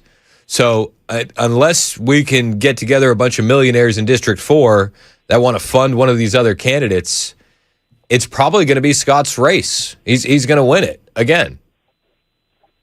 Well, he will not have my vote ever again, and hopefully we get some better options. So what did more traction. What did he do specifically that turned you off? There's just a whole bunch of scandal that came out about him a few years ago. He just seems to be like a very status quo. He's not going to go up there and fight to defend my rights. I want a pit bull, man. I want a Monty Fritz type character in every seat. I don't just want someone that says, yeah, I'm a Republican, and then they get up there and they coast. I want someone that's going to try to rein the federal government in, someone that's going to try to not increase my taxes, someone that's going to fight for my Second Amendment rights to be respected, just everything. And I think it's just a gravy train for him, man. I think he just shows up, he gets his check, he says a few things on an occasional ad or an occasional town hall. He kind of says the right things, like he just doesn't do anything. I want someone that's going to be the conservative AOC, that's going to be on news media outlets, that's going to shake their fist in the air and rattle some cages and do some stuff. I mean, you can make the argument that Desjardins is going to go with the status quo. I think that's a fair argument. You can make the argument that he's been vulnerable before. He won his 2014 primary, which was 12 years ago, by only 38 votes. People call Desjardins a hypocrite. You do your own research. If you're looking for a guy that is going to do what you're saying, I think Tom Davis would be the guy. I'm just telling you, 90% of these races are going to be won by the guys who have the most money. And if you look at Scott Desjardins, the length of time he's been in the seat, it's going to be hard to overcome that. Well, I guess I'll say this now. I'm not voting for Marsha Blackburn if she wins the primary. I'm not voting for Desjardins if he wins the primary. I'll write someone in. I might vote for a Democrat. The GOP has got to do better. They've got to quit handing the status quo candidates. And I don't know if any of those people are listening, but more people need to come out there and say that and then be willing to do that. We could suffer for a little bit and then get much better candidates the next go around. And I'm to the point where I'm ready to see that happen. But why would you want to suffer for a little bit instead of be in a time where we're not suffering and try and build a coalition to go against them anyway? Like, wouldn't it doesn't work. But wouldn't it doesn't happen. Wouldn't it be easier to build that coalition while you're not suffering?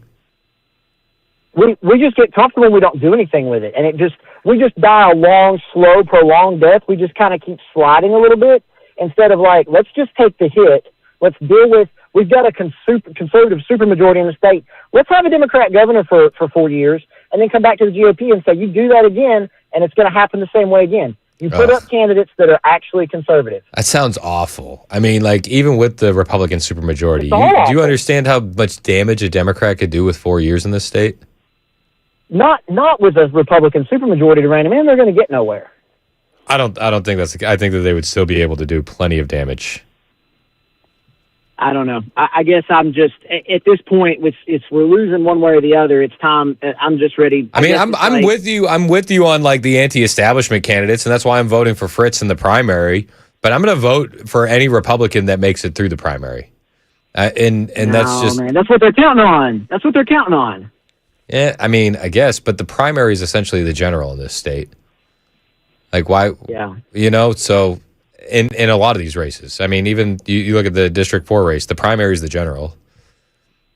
This is how Tennessee will look like California in a decade or 2 decades. We just keep getting these milquetoast people, the next up at bats, that don't have any real fight or any real principles or any understanding of what government's supposed to be about. They don't care about working for the people. It's a lifelong gravy train for them. Well, then I would just but if you're that tired of it, I would just flip it back on you and say, like, what are you doing to get, you said that you're sick of Desjardins, but you couldn't even name the other candidates in District 4. It's a quick Google search. How many doors are you going out there and knocking? I Googled and I looked through and I couldn't find anything on any of them anywhere. I mean, it was Joshua James. I saw the list of names, but like, there's no polling data. There's no this guy is surging. There's no this guy's come out and even done any interviews. Like, there's nothing out there. But where's Bonnie Fritz hasn't? But where's the initiative? He hasn't had a lot of money. He's made a splash. But where's the initiative on your side? Is what I'm saying. Like, if you want the people's will to come through, then the people got to have the will to fight, and it's got to be like it's an every man has to make that decision. So it's not just me; it's also you, JT. Like, so you got to find the candidate that you prefer over Scott Desjardins. You got to go knock doors for that candidate. You got to tell your friends about that candidate. And if you're not doing that, then you're never going to overcome that incumbent. And it's not like it's not just a one person thing. It's like you're going to need a lot of people to do this. So like it's very easy to be like black-pilled and like nothing ever changes, but it's like, bro, if you're not knocking doors, how do you expect to see that change? I think people have just they've got to wake up and make some good decisions. I keep hearing a lot about what other people need to do.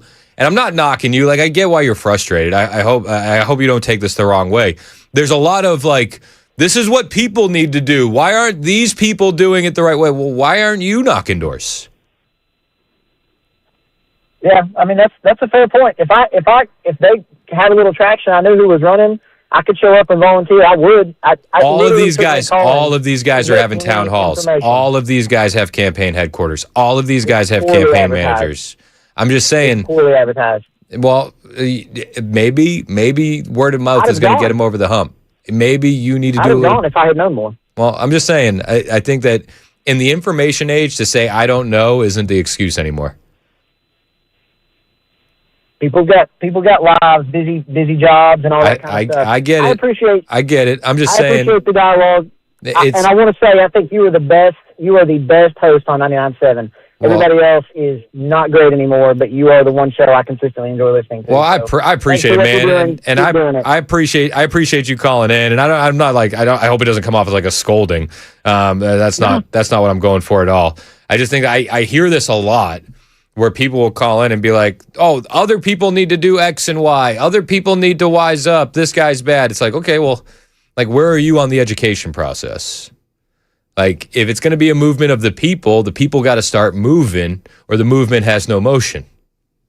So let's go to Jason in Milton real quick. What's up, Jason? Hey, Chris. How are you? Good. What's going on, man?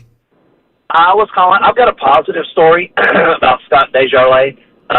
He hasn't been my rep in a long, long time. But when I lived in Crossville before a redistricting, I think in 2010, he was my rep. And so I'm a contractor, and I got a great idea to start doing government contracting. And it didn't work out so well, but I did a job for the Department of Labor, and it was down. I was redoing a building in in Crystal Springs, Mississippi. They had a Job Corps Center, which you should do a show on that. It is a total scam. It's like they just take a bunch of inner city youths and put them in this like adult daycare, like summer camp thing, and they're supposed to teach them life skills, but they were not acquiring them at all. It was just a totally wrong approach. But anyway, so I did the job, and with government contracting, you do the work, and then you bill, and then it goes to an approval process. It's like a contracting agent at the facility approves it, then they send it on. In my case, it went to Atlanta for like a district approval, and then it went from there to Washington, D.C. for a approval at their main office. And then the check kind of flowed in the opposite direction. The payment would go, it wasn't like electronic back then. It was, it went from Washington to Atlanta and then went to the Mississippi site, and then they gave it to me. And so I finished the job, and they owed me about $160,000. And I'm a very, very, very small business.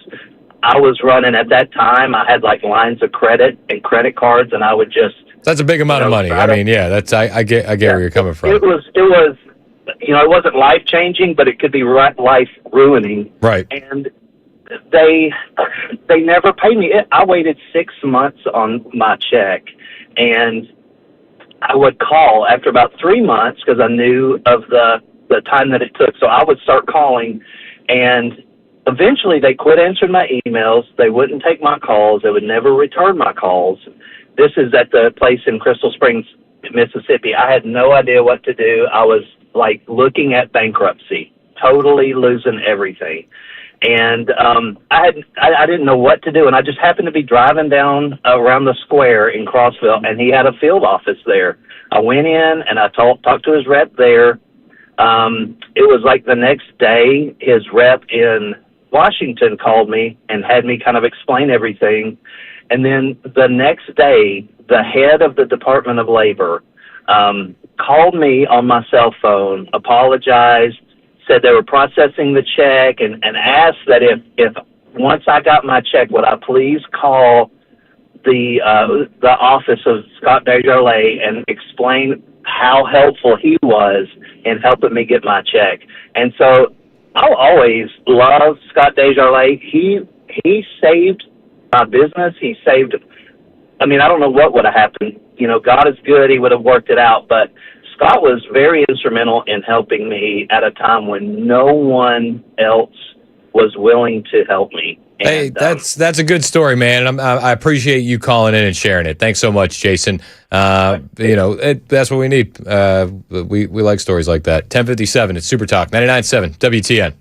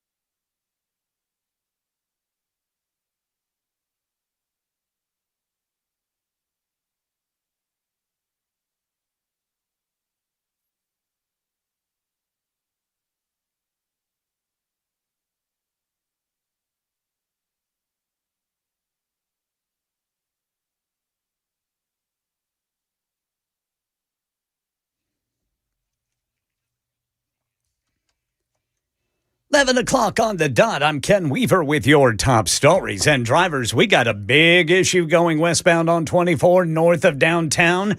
It is closed due to an overturned tractor trailer between Old Hickory Boulevard North and Whites Creek Pike. That is at exit 35. The traffic starts slowing down right there at Briley Parkway, about 8 miles back up there. And then a police situation. The right entrance lane is blocked, 65 northbound at Trinity Lane. And in Brentwood, we've got a crash, Old Hickory Boulevard at I-65. Got the full forecast coming up in 5 minutes. Election 2026, a legal fight has erupted over a television ad targeting Marsha Blackburn's record on pharmaceuticals. Marsha Blackburn's the queen pharma mama who's ready to sell. Call Senator Marsha Blackburn and tell her to stop selling out Tennessee. Yeah, well, Senator Marsha Blackburn's legal team is demanding that ad be pulled. It accuses her of helping fuel the opioid crisis. The ad, created by the American Exceptionalism Institute, Blackburn's attorneys call the claims false and defamatory, saying there is no evidence of bribery or corruption. Did it call her the big pharma mama? Yes. Okay. Police chiefs call the effective crime-fighting tools, while privacy advocates consider them instruments of mass surveillance. Either way, automated license plate readers are under a public microscope. Mistrust of the AI-powered cameras has driven some to steal, vandalize, or destroy them. A 19-year-old is held on charges of spray painting the lenses of flock cameras along a beach there in Jacksonville, Florida. Police managed to track him down by following his vehicle on flock cameras. And just a few days, that is, after pushing Walmart off the top spot as the world's biggest company, Amazon will report second quarter earnings today. ABC's Sherry Preston takes a look. Amazon is a lot of things. A ginormous online retailer, an ad service company that handles subscriptions for things like Amazon Prime, and a cloud server. And Amazon Web Services is what investors will likely be watching when the earnings are released. Capital expenditures are expected to be up as Amazon builds AI data centers to rent out on the internet, something that's been in strong demand this year. Amazon Web Services is expected to have earned about $41 billion, up from just over $30 billion a year ago. Sherry Preston, ABC News, New York. Amazon releases its earnings at 3 o'clock Middle Tennessee time today. And according to the Census Bureau, 12 million Americans relocated in 2024, most within their own state. But what about those who pack up their things, close up their homes, and move to a different state? U-Haul is out with its mid-year statistics on who's moving where based on one-way rentals of trucks and trailers. Baby boomers flocking to the Carolinas, this according to the moving company, while millennials and Gen X are headed to Texas and Florida. And Gen Z, people born between 1997 and 2012, U-Haul says New York City was their top destination in the past year. That's the latest news. Weather's next. I'm Ken Weaver, WTN News.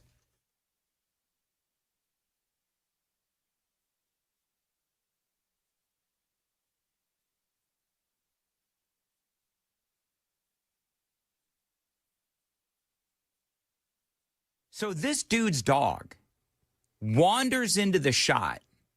And who is this guy?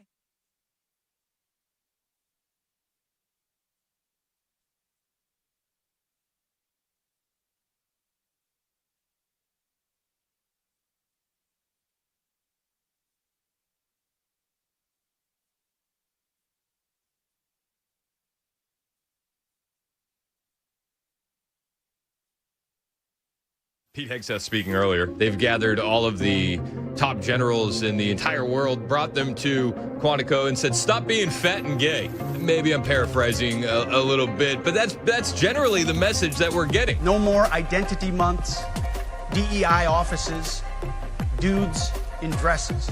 No more climate change worship. No more division, distraction, or gender delusions. No more debris. We are done with that shit. Standards must be uniform, gender neutral, and high. Frankly, it's tiring to look out at combat formations, or really any formation, and see fat troops. Likewise, it's completely unacceptable to see fat generals and admirals in the halls of the Pentagon. But if the words I'm speaking today are making your heart sink, then you should do the honorable thing and resign. Stop being so fat and so gay. Let's focus on the mission. If you can do the job, you're welcomed here. No matter your sexual orientation or your skin color. But we're getting back to merit.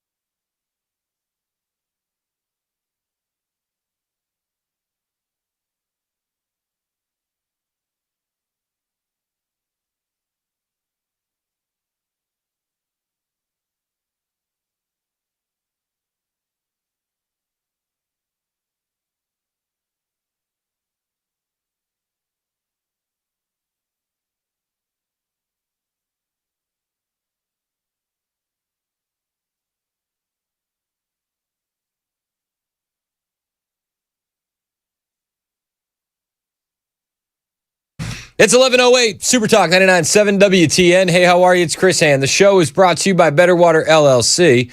Water filtration systems, water softeners, betterwater.com. I had a text her a little while ago. They know Gabe's new, and they wanted to make sure that Gabe knew why people needed water filtration systems. Were you... Dude, tell me, why do they need it? Well, there's reasons. I don't like them putting chemicals in the water that turn the friggin' frogs gay. Betterwater.com. Yeah, now I know. Now I know. Shout out to the guys at Better Water. They're doing God's work. Amen. It gets funnier. It's been a while since we played it. Sometimes we play it too much and then it doesn't get funny, and then we give it a little break, and then it gets funny again. I don't like them putting chemicals in the water that turn the friggin' frogs gay. See, now that I know that it's like a bit, I'm going to be playing it every day. Let's go. Because even when there's no lightning round, I play the lightning round sound effect. I noticed that yesterday. I'm just such a big fan of the hockeys. We do have a lightning round ready for today. That'll be coming up at 11:35. In the meantime, let me just run through these callers that are still on the line, and then I want to talk about the Fauci fallout. Let's go to Jerry real quick on Scott Desjardins. What's up, Jerry? Well, I'm kind of leaning. I like Tom myself. What really ticked me off about Desjardins is, a lot of people don't realize that the Congress has a secret fund that they use to pay off, whenever they, want to molest women and do whatever. And we had a chance to release the names of who's using it and for what, and he voted against it. And that one irked me beyond belief. So that's why I'll be voting for Tom. But you're voting. So you're voting for Tom Davis in that primary. Yes. Okay. Yeah. But I I wish the three of them would get together and work something out. But I mean, they're killing it. He's going to win. I mean, I hate to say it, but yeah. I mean, listen. I would just say if you want a different option, man, it's an uphill battle in these races. It's going to be won a lot of times, 90% of the time, by the guy with the most money. That doesn't mean it's impossible, right? It's just not. But it's like I said to the last caller. If you really want change, you got to. It's like the cheesy old saying, be the change that you want to see in the world. You got to go knock doors. You got to go talk to your friends. And I get people are busy, but my wife was texting me. He's like, listen, if you're busy and you're working all the time, like talk to your neighbors, talk at church, jump on social media. Like there are ways to get the message out and to help if there's a candidate that you prefer. And I would just add to it, it's like for any of them, plan on running like 3 or 4 times to beat these establishments. Yeah. Don't just do it once and then bow out. Like, make this a long-term commitment. Otherwise, just forget it. But it's just so difficult to beat them. They're just entrenched, and it's very hard. Yeah, I hear you, man. But hard doesn't mean impossible. I appreciate the call. Let's go to Johnny in Columbia. What's up, Johnny? Hey, Chris. I called you to talk to you about this governor's race. Talk to me, man. And the previous caller had talked to you about Desjardins' race. Right. And you basically said that the guys that have got the money have got the ability to win the race. I think it's like 90% of the congressional races are won by the guys with the most money. Well, would you not say that's going to be the same case in the governor's race? Like I said moments ago, just because it's hard doesn't mean it's impossible. Well, it's not, but I would consider your vote for Monty Fritz to be a protest vote because Monty hadn't raised $300,000. Yeah, well, he's got a good ground game. He's a great guy, but he just doesn't have the money, and so I would consider a vote for Monty truly a vote for Marsha. You might. I mean, I guess you could see it that way. I look at my vote for Monty as a vote for Monty. Well, maybe so, but when I look at that governor's race, do you know what the budget is for Tennessee next year? $57 billion. Yeah, that's a lot of money. You're absolutely right. I prefer to have somebody that has managed that amount of money in the past, and that's the reason I'm supporting John Rose. Really? See, I would if it was a 2-horse race between Blackburn and Rose, I'm going Blackburn. Are you serious? Yeah. I just don't see it. I'd prefer to have somebody that has managed the company and knows how to put the proper people in the right place. I mean, the people that he put in the right place posted a black square during the 2020 BLM riots. I mean, like, there's plenty of stuff that you can ding John Rose on. The reason that I wouldn't vote for John Rose is not a reason I'm going to bring up on the air because I don't want to. It's a more personal reason for me why I couldn't vote for John Rose. I wouldn't ding him on it publicly because I wouldn't want to hurt his kids. But there's a lot of weird, iffy stuff in the background of John Rose that I can't vibe with. You got to do your own research, and that's to everybody's. You do your own thing. I know a lot of the audience knows about it. Everybody wants me to ask him about it every time he's in here. He's very respectful. He seems like a nice guy. I wouldn't bring up the dirt from the past, but it will prevent me from ever voting for him. Well, everybody's got their own little issues that they deal with, and I'm sure I know what you're talking about, and I don't want to bring it up either, but I want to look beyond that, and I want to look at somebody that can manage a government as big as the state of Tennessee's got, and I don't think Marsha's got the experience to do that. I mean, she hadn't been involved in a business whatsoever. She's been basically a career politician. That's all she's done since she was in the state Senate. Yeah, I mean, but here's my thing. Like, if I'm looking at it on the face, I would only vote for Blackburn or Fritz. That would be it, just for me. So yes, I'm going to vote for Fritz in the primary. I think a lot of people are going to vote for Fritz in the primary. I think Fritz he may not win, but I can almost guarantee you that he is going to surprise and shake the establishment with the amount of vote that he gets. And I do still think that there's a chance he wins. And it's one of those things, I was talking with that guy earlier. He's like, well, this never changes. Nothing happens. I'm going to sit home. I'm like, I'm not going to sit home. I've been talking to people. I've been shaking hands and telling people why I support Monty and doing what I can for him, in a non-official capacity. But that's just because I'm a citizen of Tennessee, and I want the right guy for the job. I think it would be Fritz. Any Republican that gets through the primary, I'm going to vote for because it's a better option than a Democrat. So I'm in total agreement with you. Marsha's going to be my person if she gets the nomination. Yep. I prefer it to be John Rose. I think he will do a better job managing the state. Well, here's what I would say to you.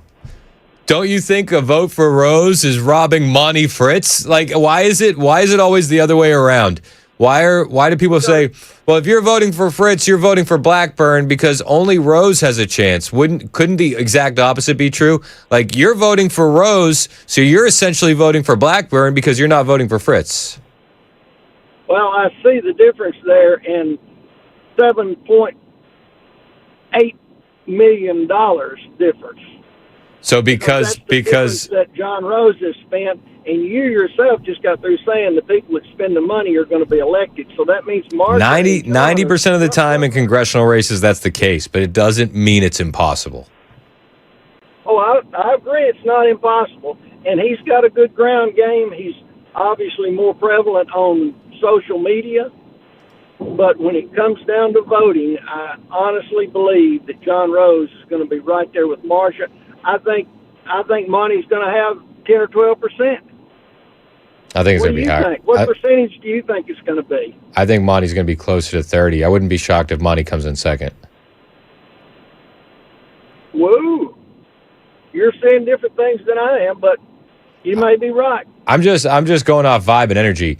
Every time a candidate posts or there's a news story post, and this is like I'm a weirdo, so like I'll go into like Knoxville local news and I'll go on their Facebook pages, and anytime there's a story about the candidates, the comment thread is filled with Fritz. When the Daily Wire guys, Walsh and Knowles, who I like a lot, and then Shapiro, all posted about voting for Marsha Blackburn, the comment thread was filled with Monty Fritz. When Tim Burchett put out a video with Marsha Blackburn saying that he was endorsing Marsha, and I liked him a lot, the comment section was filled with Monty Fritz. It's never the same case with Rose. I do not see, like, Rose might have some money, but he does not have the energy the way that Fritz does. Well, I guess election night we'll know the tale, won't we? Yeah, I mean, listen, and at the end of the day, all of them are conservative, all of them are Republican. One of them will be the governor of Tennessee. Praise God, we live in a red state where that's the primary is really the general. Like, that's a blessing in and of itself. And I will support any Republican that makes it through the primary. Absolutely. Yep. The worst we have is going to be better than the alternative. Amen. You're absolutely right. Johnny, I appreciate the call, man. You're welcome to call in anytime. Thanks, Chris. Yes, sir. Let's go to our friend Tony, the King of Canada. What's up, Tony? Thank you very much. I love it. Just so you know, our producers have now, it's not just Tony anymore, it's Tony KOC, because internally we all refer to you as the King of Canada. I love it, man. Listen, I listen to you guys from the morning all the way to Mark Levine.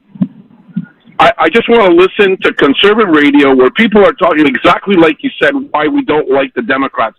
And for all you listeners, we have the same psychopaths up here. We have the liberals, which are the supposed Democrats, and then we have the NDP, which are the Democratic Socialists of Canada. So we have the exact mental cases up here that you guys have in the United States.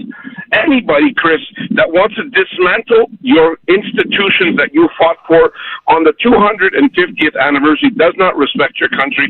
I would qualify them as traitors to your country. Yep. If you're a socialist and you're saying, I want to dismantle the presidency, the Senate, the Supreme Court, open the borders, dismantle the Pentagon, then, well, what do you have left as a country? You have no country. None whatsoever. And all the wealth that you built in all those years is gone in a short period of time, which is perfect for the Soros, Singham, and Qatar people that are paying these people, because nobody is an altruist like that. That's a paid point of view. And what I mean that is that when I listen to you, you're an altruist. You believe what you believe because you believe society is better that way. I don't believe the socialists like Mandami, Chevrier, that Brandon Johnson, an ignoramus, a doorknob, lacking intelligence, or the woman in Seattle, I think Katie Wilson, is that her name? Yep. These are people like Chris. Where are these aliens coming from that want to come across, pontificate, propagandize their leftist ideology? Nobody asked for that. Why would Mandami get on a stage with the New York Knicks and Jalen Brunson and the great athletes that they are and cheer them and hug them, and at the same time want to defeat the ownership group, which is a billionaire ownership? That's hypocritical, okay? Like, if you really want to be a socialist leader of a country, well, Mandami can go back to Africa. He can go to Cuba or Venezuela and run that country into the ground, but not America. And when your callers are saying, well, Tony's from Montreal and he sounds like he's a Trump guy. No, we have a lot of guys like us, but we're washed out. We have legacy media that won't let me on the air. When you say you let me on the air, I can go to Montreal right now. I could talk to one person. She'll let me on the air, but the rest of them won't let me on. I have a conservative point of view. I believe in policy, Chris. I'm not doing anecdotal evidentiary argumentation. If I did that as a lawyer, I would lose. I have to base it on precedent, and I'm basing my beliefs on policy, not whether I love Trump because he's doing this or that. I believe in the policy. Do I believe in all the policy? No, but he's better in policy than many of the other people. And you've heard me say this before. Once you're president, like Biden, the people that are the ones that I despise the most are the people around Biden that manipulated a man that was degrading in front of our eyes, that tried to fool your country. Those people are the real traitors. Biden is an old guy, but the original Biden that was doing the Clarence Thomas hearings with Senator Kennedy, he was a malicious, tough guy, just as tough as Lindsey Graham or anybody else. But the problem is he became old. When you become old, you lack the original, maybe personality, and intelligence is degrading. But the people around him used him as a vessel. Those are the real traitors of your country. They stole the presidency. They made decisions, auto pen and everything else. This is the thing that when I'm watching I'm not doing this for sport, Chris. I'm doing this because I'm worried about your country. I think your country has to come back. And you guys in Tennessee, if you're red, man, go red all the way. Get the rest of them back on track because, if you had Kennedy as a president today, he would be considered a Republican. John F. Kennedy would be a Republican, minus a Great Society, which was pushed by Lyndon Johnson. Okay, but the original Kennedys were not spendthrifts like the ones that are in power today. But he would be considered a moderate, could you maybe imagine a Fetterman type of Democrat. Could you imagine the meltdown if Donald Trump was cleaning a rifle in the Oval Office the way JFK did? I love it. Because a lot of people go, my family are hunters, right? My son has 20 shotguns. I'll say it on the air. We have 20 shotguns. We have a lot of stuff. We like turkey hunting. We like shooting bears. We eat all that stuff. We bring it home, the moose and all that. People turn around and go, oh my God, you're so mean to the animals. Yeah, but if you ask AI right now, how many wild animals die of natural causes that just disintegrate into the earth? Wildfowl, I think it was something like 75 billion wildfowl have died of natural causes since the 1970s. We shoot a couple of them and we bring them home. That makes us animals? No. But you want to go to the local supermarket and get your meat while someone else cuts it up and kills it for you. But us, we do it ourselves.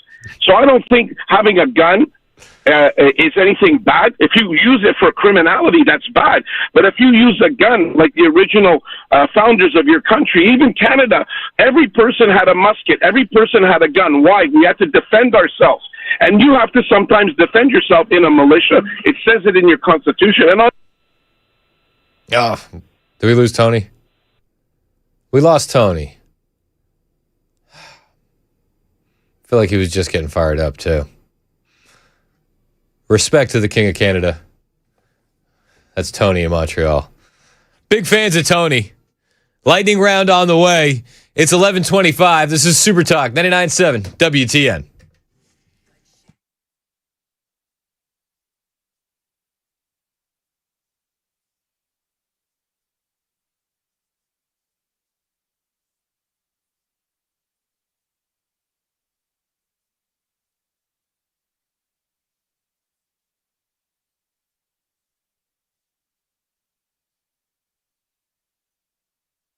Hey, what's up? It's Chris Hand here for my friends at Parker Safes and Vaults. We all got some valuable things in our home.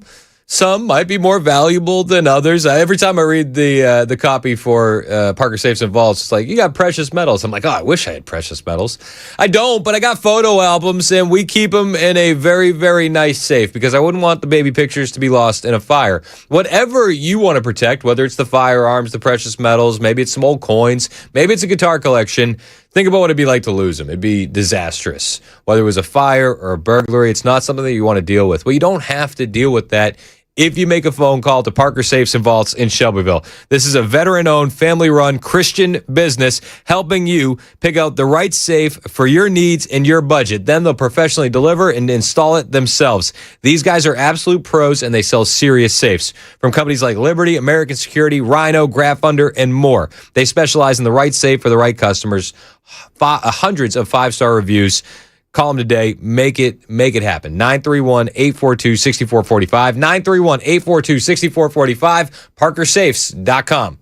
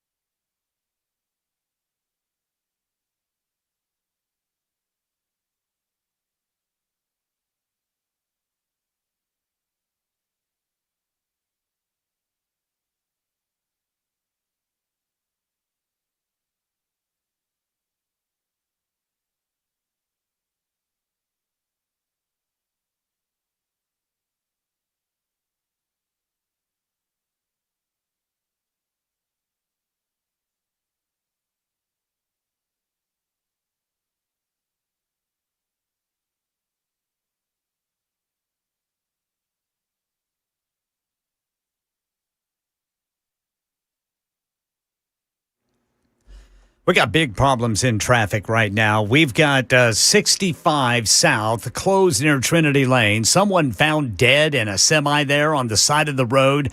Then a deadly crash has shut down 24 westbound in Whites Creek. You had 3 semis crash. TDOT does not have an estimated opening time.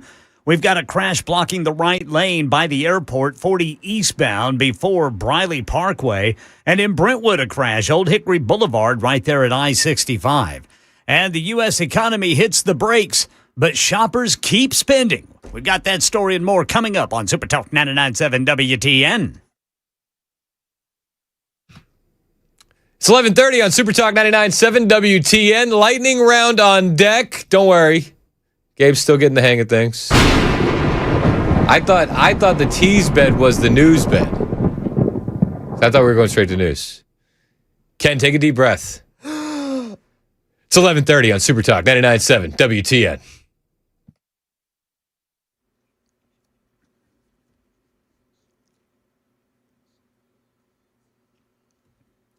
Got the full forecast coming up in 5 minutes. Money news. U.S. economy hitting the brakes, but shoppers keep on spending.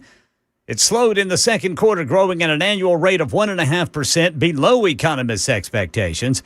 Analysts say higher energy costs tied to the conflict in the Middle East are weighing on growth. Even so, consumer spending remains strong, continues to support the economy. A separate inflation report showed price pressures easing somewhat in June, which could reduce pressure on the Fed to raise interest rates. ABC's Karen Travers says President Trump's been hinting at larger strikes recently on Iran, but it's unclear whether that will ultimately happen. The president has claimed that talks are going on, even as the Iranians have denied that and said that they're not engaged in any direct talks with the United States at this point. The president has also said that the Iranians are begging for a deal, but nothing we have seen or heard from them publicly would indicate that that's the case. And the president says he may temporarily withdraw the name of his attorney general nominee, Todd Blanche, with 2 Republicans on the Senate Judiciary Committee saying they're not yet ready to vote for him. ABC's Stephen Portnoy. The 2 Republican holdouts on the Judiciary Committee say they want it in writing, a commitment from the AG nominee that the anti-weaponization fund is dead, along with limits on the sweeping order barring tax audits targeting President Trump and his family. As Trump says he has no problem pulling Todd Blanche's nomination or renewing it when Tom Tillis and John Cornyn's terms expire in January, Cornyn says Trump would be mistaken if he believes those are the only 2 Republican senators who have concerns. And one more time, drivers, we got a deadly crash that has shut down 24 westbound in Whites Creek. That's 3 semis that crashed. TDOT does not have an estimated opening time. Also, 65 South is closed near Trinity Lane. Someone has apparently been found dead in a semi there on the side of the road per Channel 4. That's the latest news. Weather's next. I'm Ken Weaver, WTN News.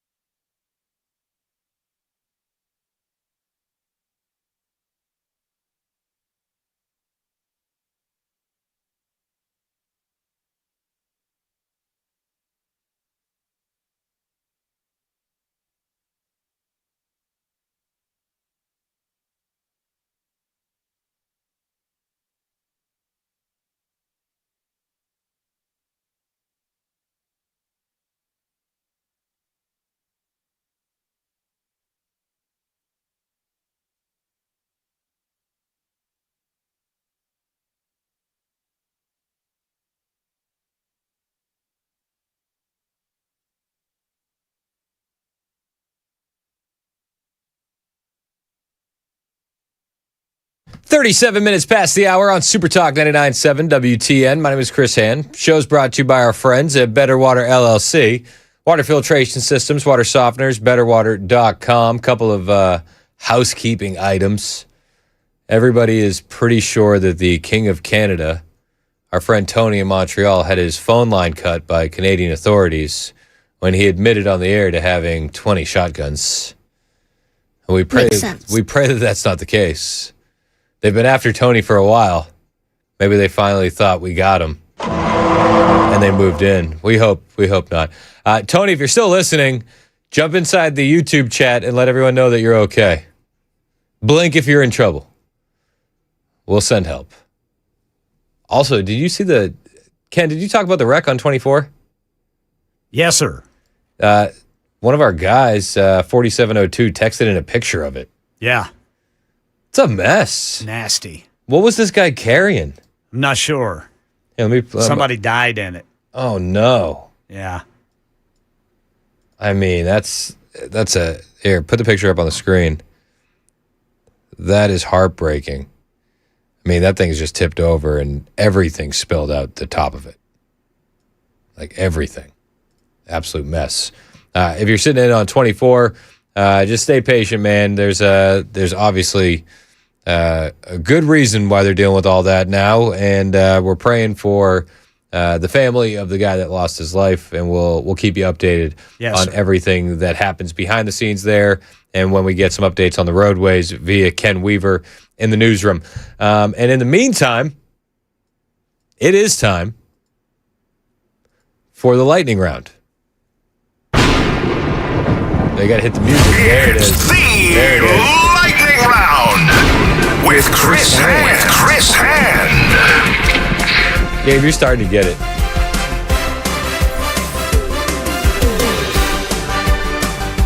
It's time for the lightning. So we're going to do it every day this time. We run through the lightning round. All the stories we didn't have a chance to get to, stories that wouldn't fill a whole segment, stories that we ran out of time for. She's going to charge you for that, even though she's not here. And we like to call it the lightning round. I had so much Fauci stuff today. I had a lot of Fauci stuff that we didn't get to. Let's start here.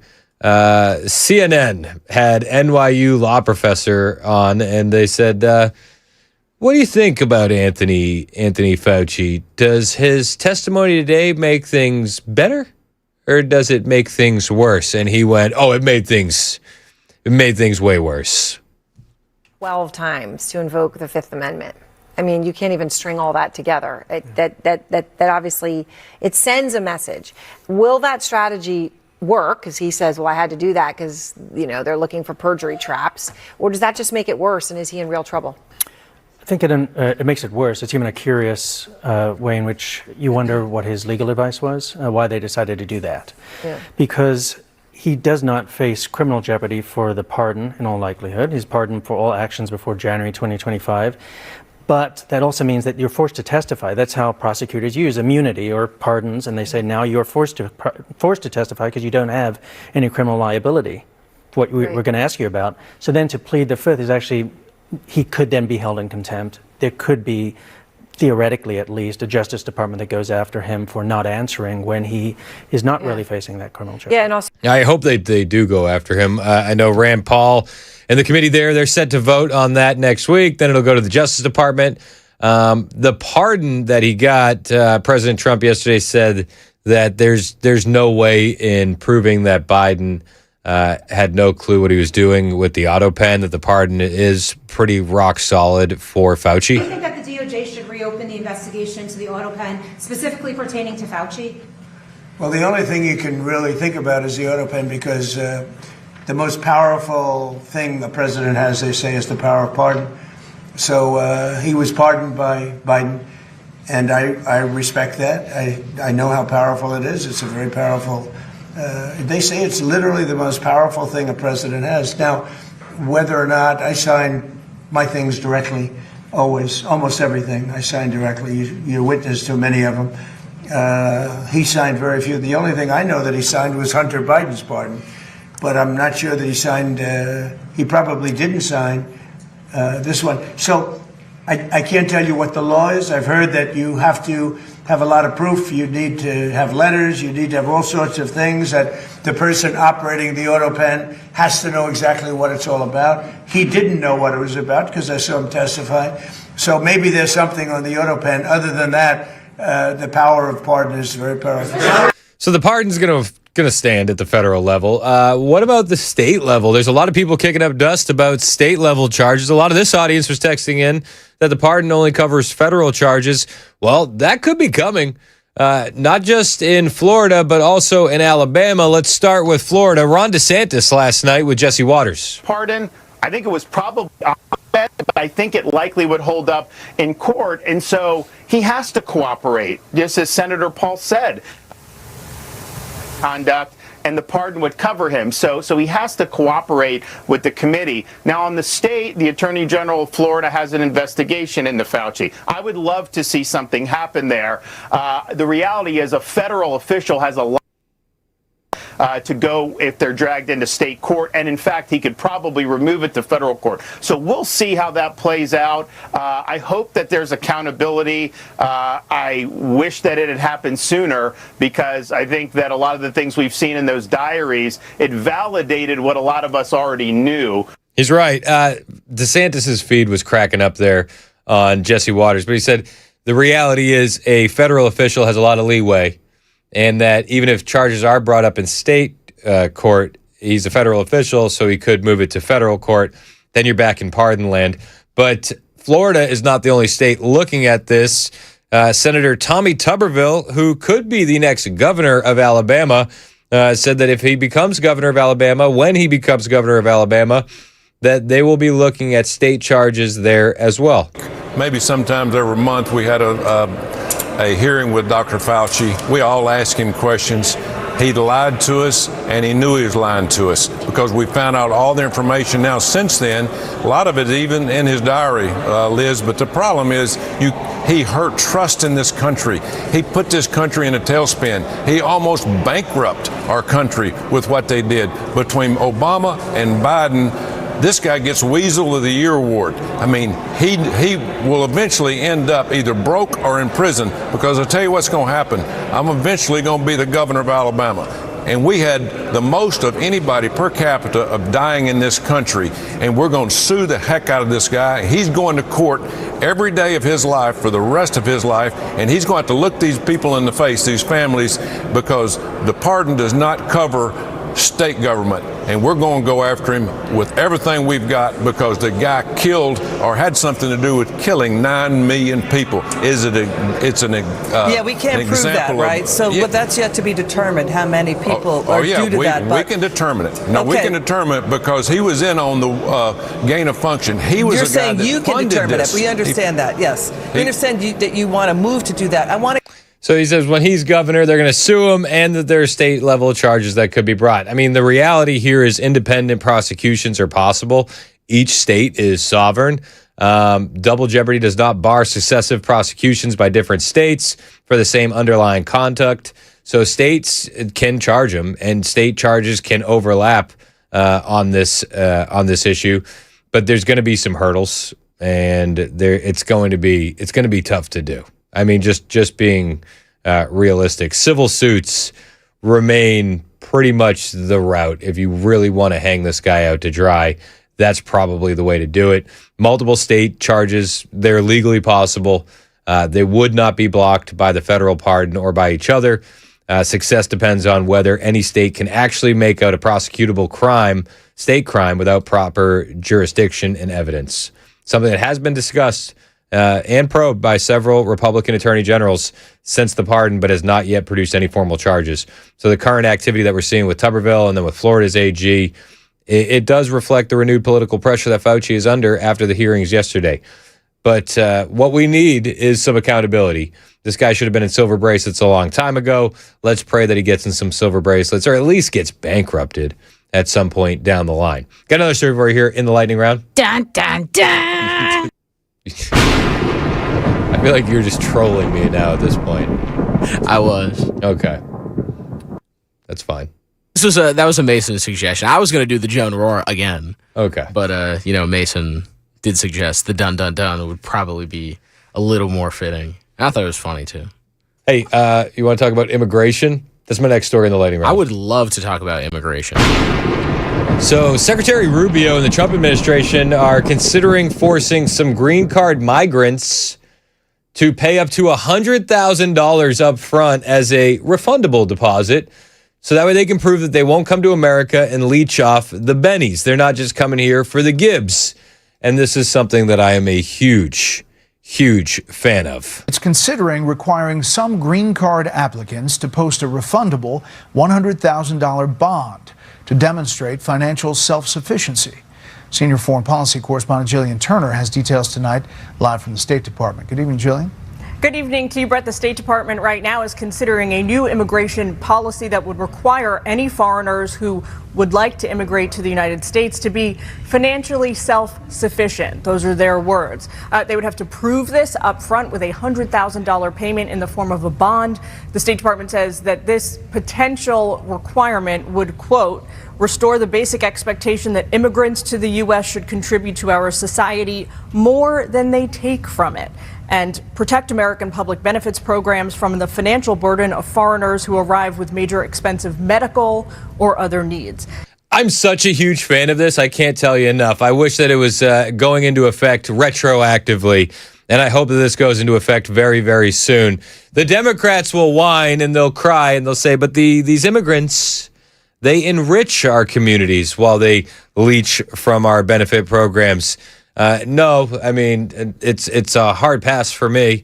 When you look at some of these communities, it's like 70 to 90% of the families are on these benefit programs. Not a fan. And you got to prove that you're going to be able to take care of yourself. Stephen Miller was sort of talking about this last night, because the Democrats, they'll always tell us how these immigrants are building America. They're building our neighborhoods. Stephen Miller last night with Laura Ingraham was like, well, how come they haven't built any of their own countries? The American experience. And yet somehow, Laura, they cannot enrich their own countries.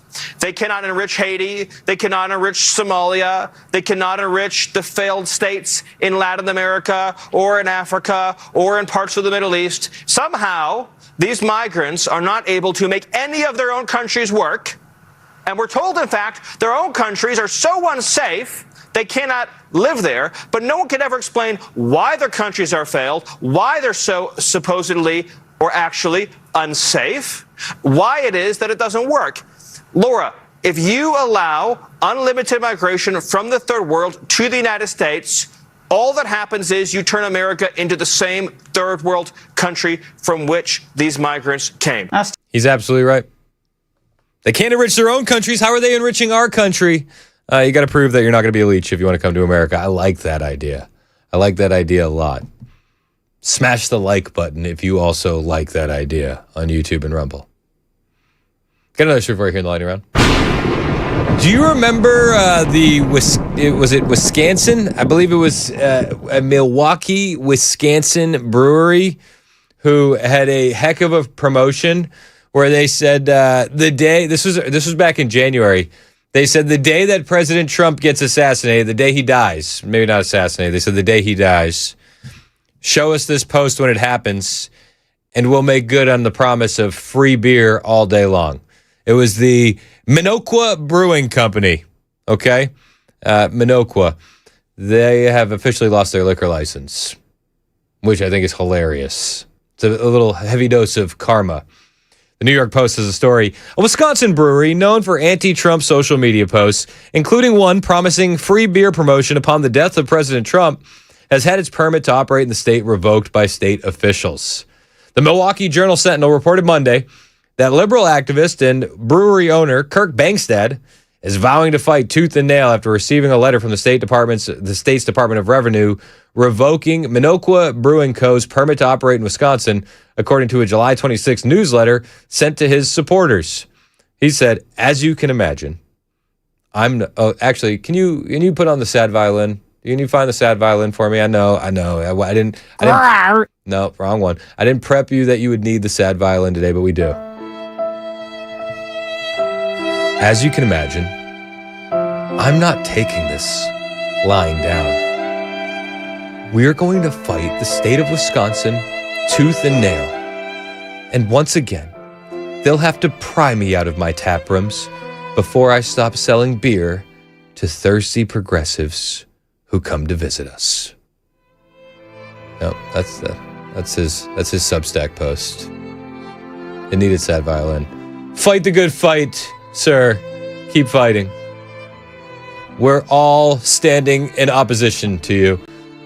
He also asked readers to donate to his legal defense fund, writing, as usual, to fight to keep my business alive means I have to pay lawyers, and that's never cheap.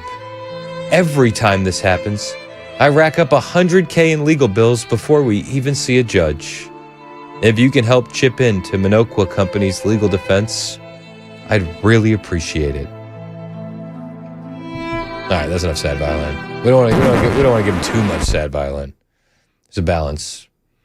The revocation of the beer license goes into effect on August the 4th, the Sentinel reported. The business has locations in Madison and Minocqua. You remember when we went to Madison, Wisconsin that one time?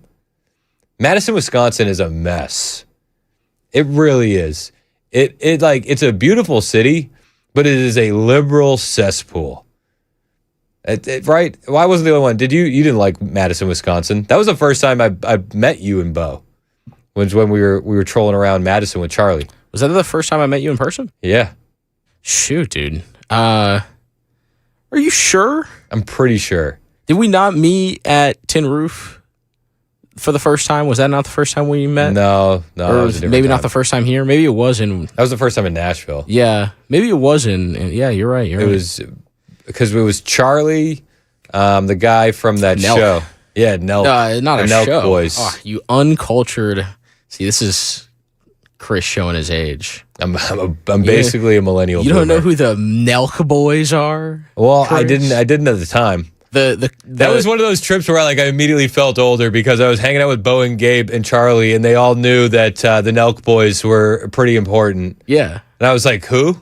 They're like you had your Mount Rushmore of Canada the other day. Yeah. If you ask anyone my age, the Mount Rushmore of Canada, Kyle from Nelk would be on that Mount Rushmore. He's like the main guy. Okay. Or one of the main guys. There's like Steve and, Salim and stuff. We were going around to fraternities, and then Charlie got a beer. Remember he had the beer thrown at him? Yeah, I got that on footage. Wait, we weren't allowed to release that footage. I feel like we could probably do it now. Allegedly, maybe somebody did put that footage out. Maybe one of the kids. I think they might have gotten in trouble for it. Yeah, I don't recall that. I don't know. Maybe it was me. Maybe I put it out by accident. Anyway, it was a liberal cesspool, Madison, Wisconsin. Yeah, it was crazy. It doesn't shock me that they have a brewery there that was offering free beer the day the president died. You know what's so crazy about this situation too is giving free beer out whenever Trump dies isn't even the problem. The problem is the motive behind it, because there could be a very pro-Trump bar that's we're doing this in honor of the president, we want to remember him, everyone can come. If you're a patriot, bring your voter registration, tell me you voted for Donald Trump and I'll give you a free beer. That would be awesome, but this is just horrid. This is morbid, In a statement to Fox News Digital, a spokesperson for the Wisconsin Department of Revenue said the Wisconsin Division of Alcoholic Beverages is dedicated to the fair and consistent enforcement of alcohol beverages regulations in Wisconsin. The division is required to follow and implement state law, including ensuring permit holders and licensees follow applicable laws and regulations. The division takes appropriate actions when these laws are not followed. The spokesperson added, "We can confirm that the Department of Revenue has issued a notice of the brewer's permit revocation for 2 Minocqua Brewing Company locations and notice of an alcohol beverage warehouse permit revocation for 1 location. The business has until August 4th to appeal and can operate during the appeal process. Should the business decide to appeal, the next step would be to appeal to the Secretary of the Department of Revenue, who will sign the appeal to a Department of Revenue hearing examiner for their recommendations as to proposed findings of fact and conclusions of the law." The Sentinel reported that state regulators pursued revoking their alcohol license after authorities seized canned beer from his company in June, alleging it had been transported from Illinois without the required permits and taxes. So this guy was breaking the law, and he will blame it on President Trump, right? So he'll say, I was such an outspoken critic of the president, offering free beer when we celebrate the day he dies, that they came after me and he'll ignore the part about how he broke laws and regulations. Classic victim mentality from the left. Also, karma's a bee. It's 11:57. This is Super Talk 99.7 WTN.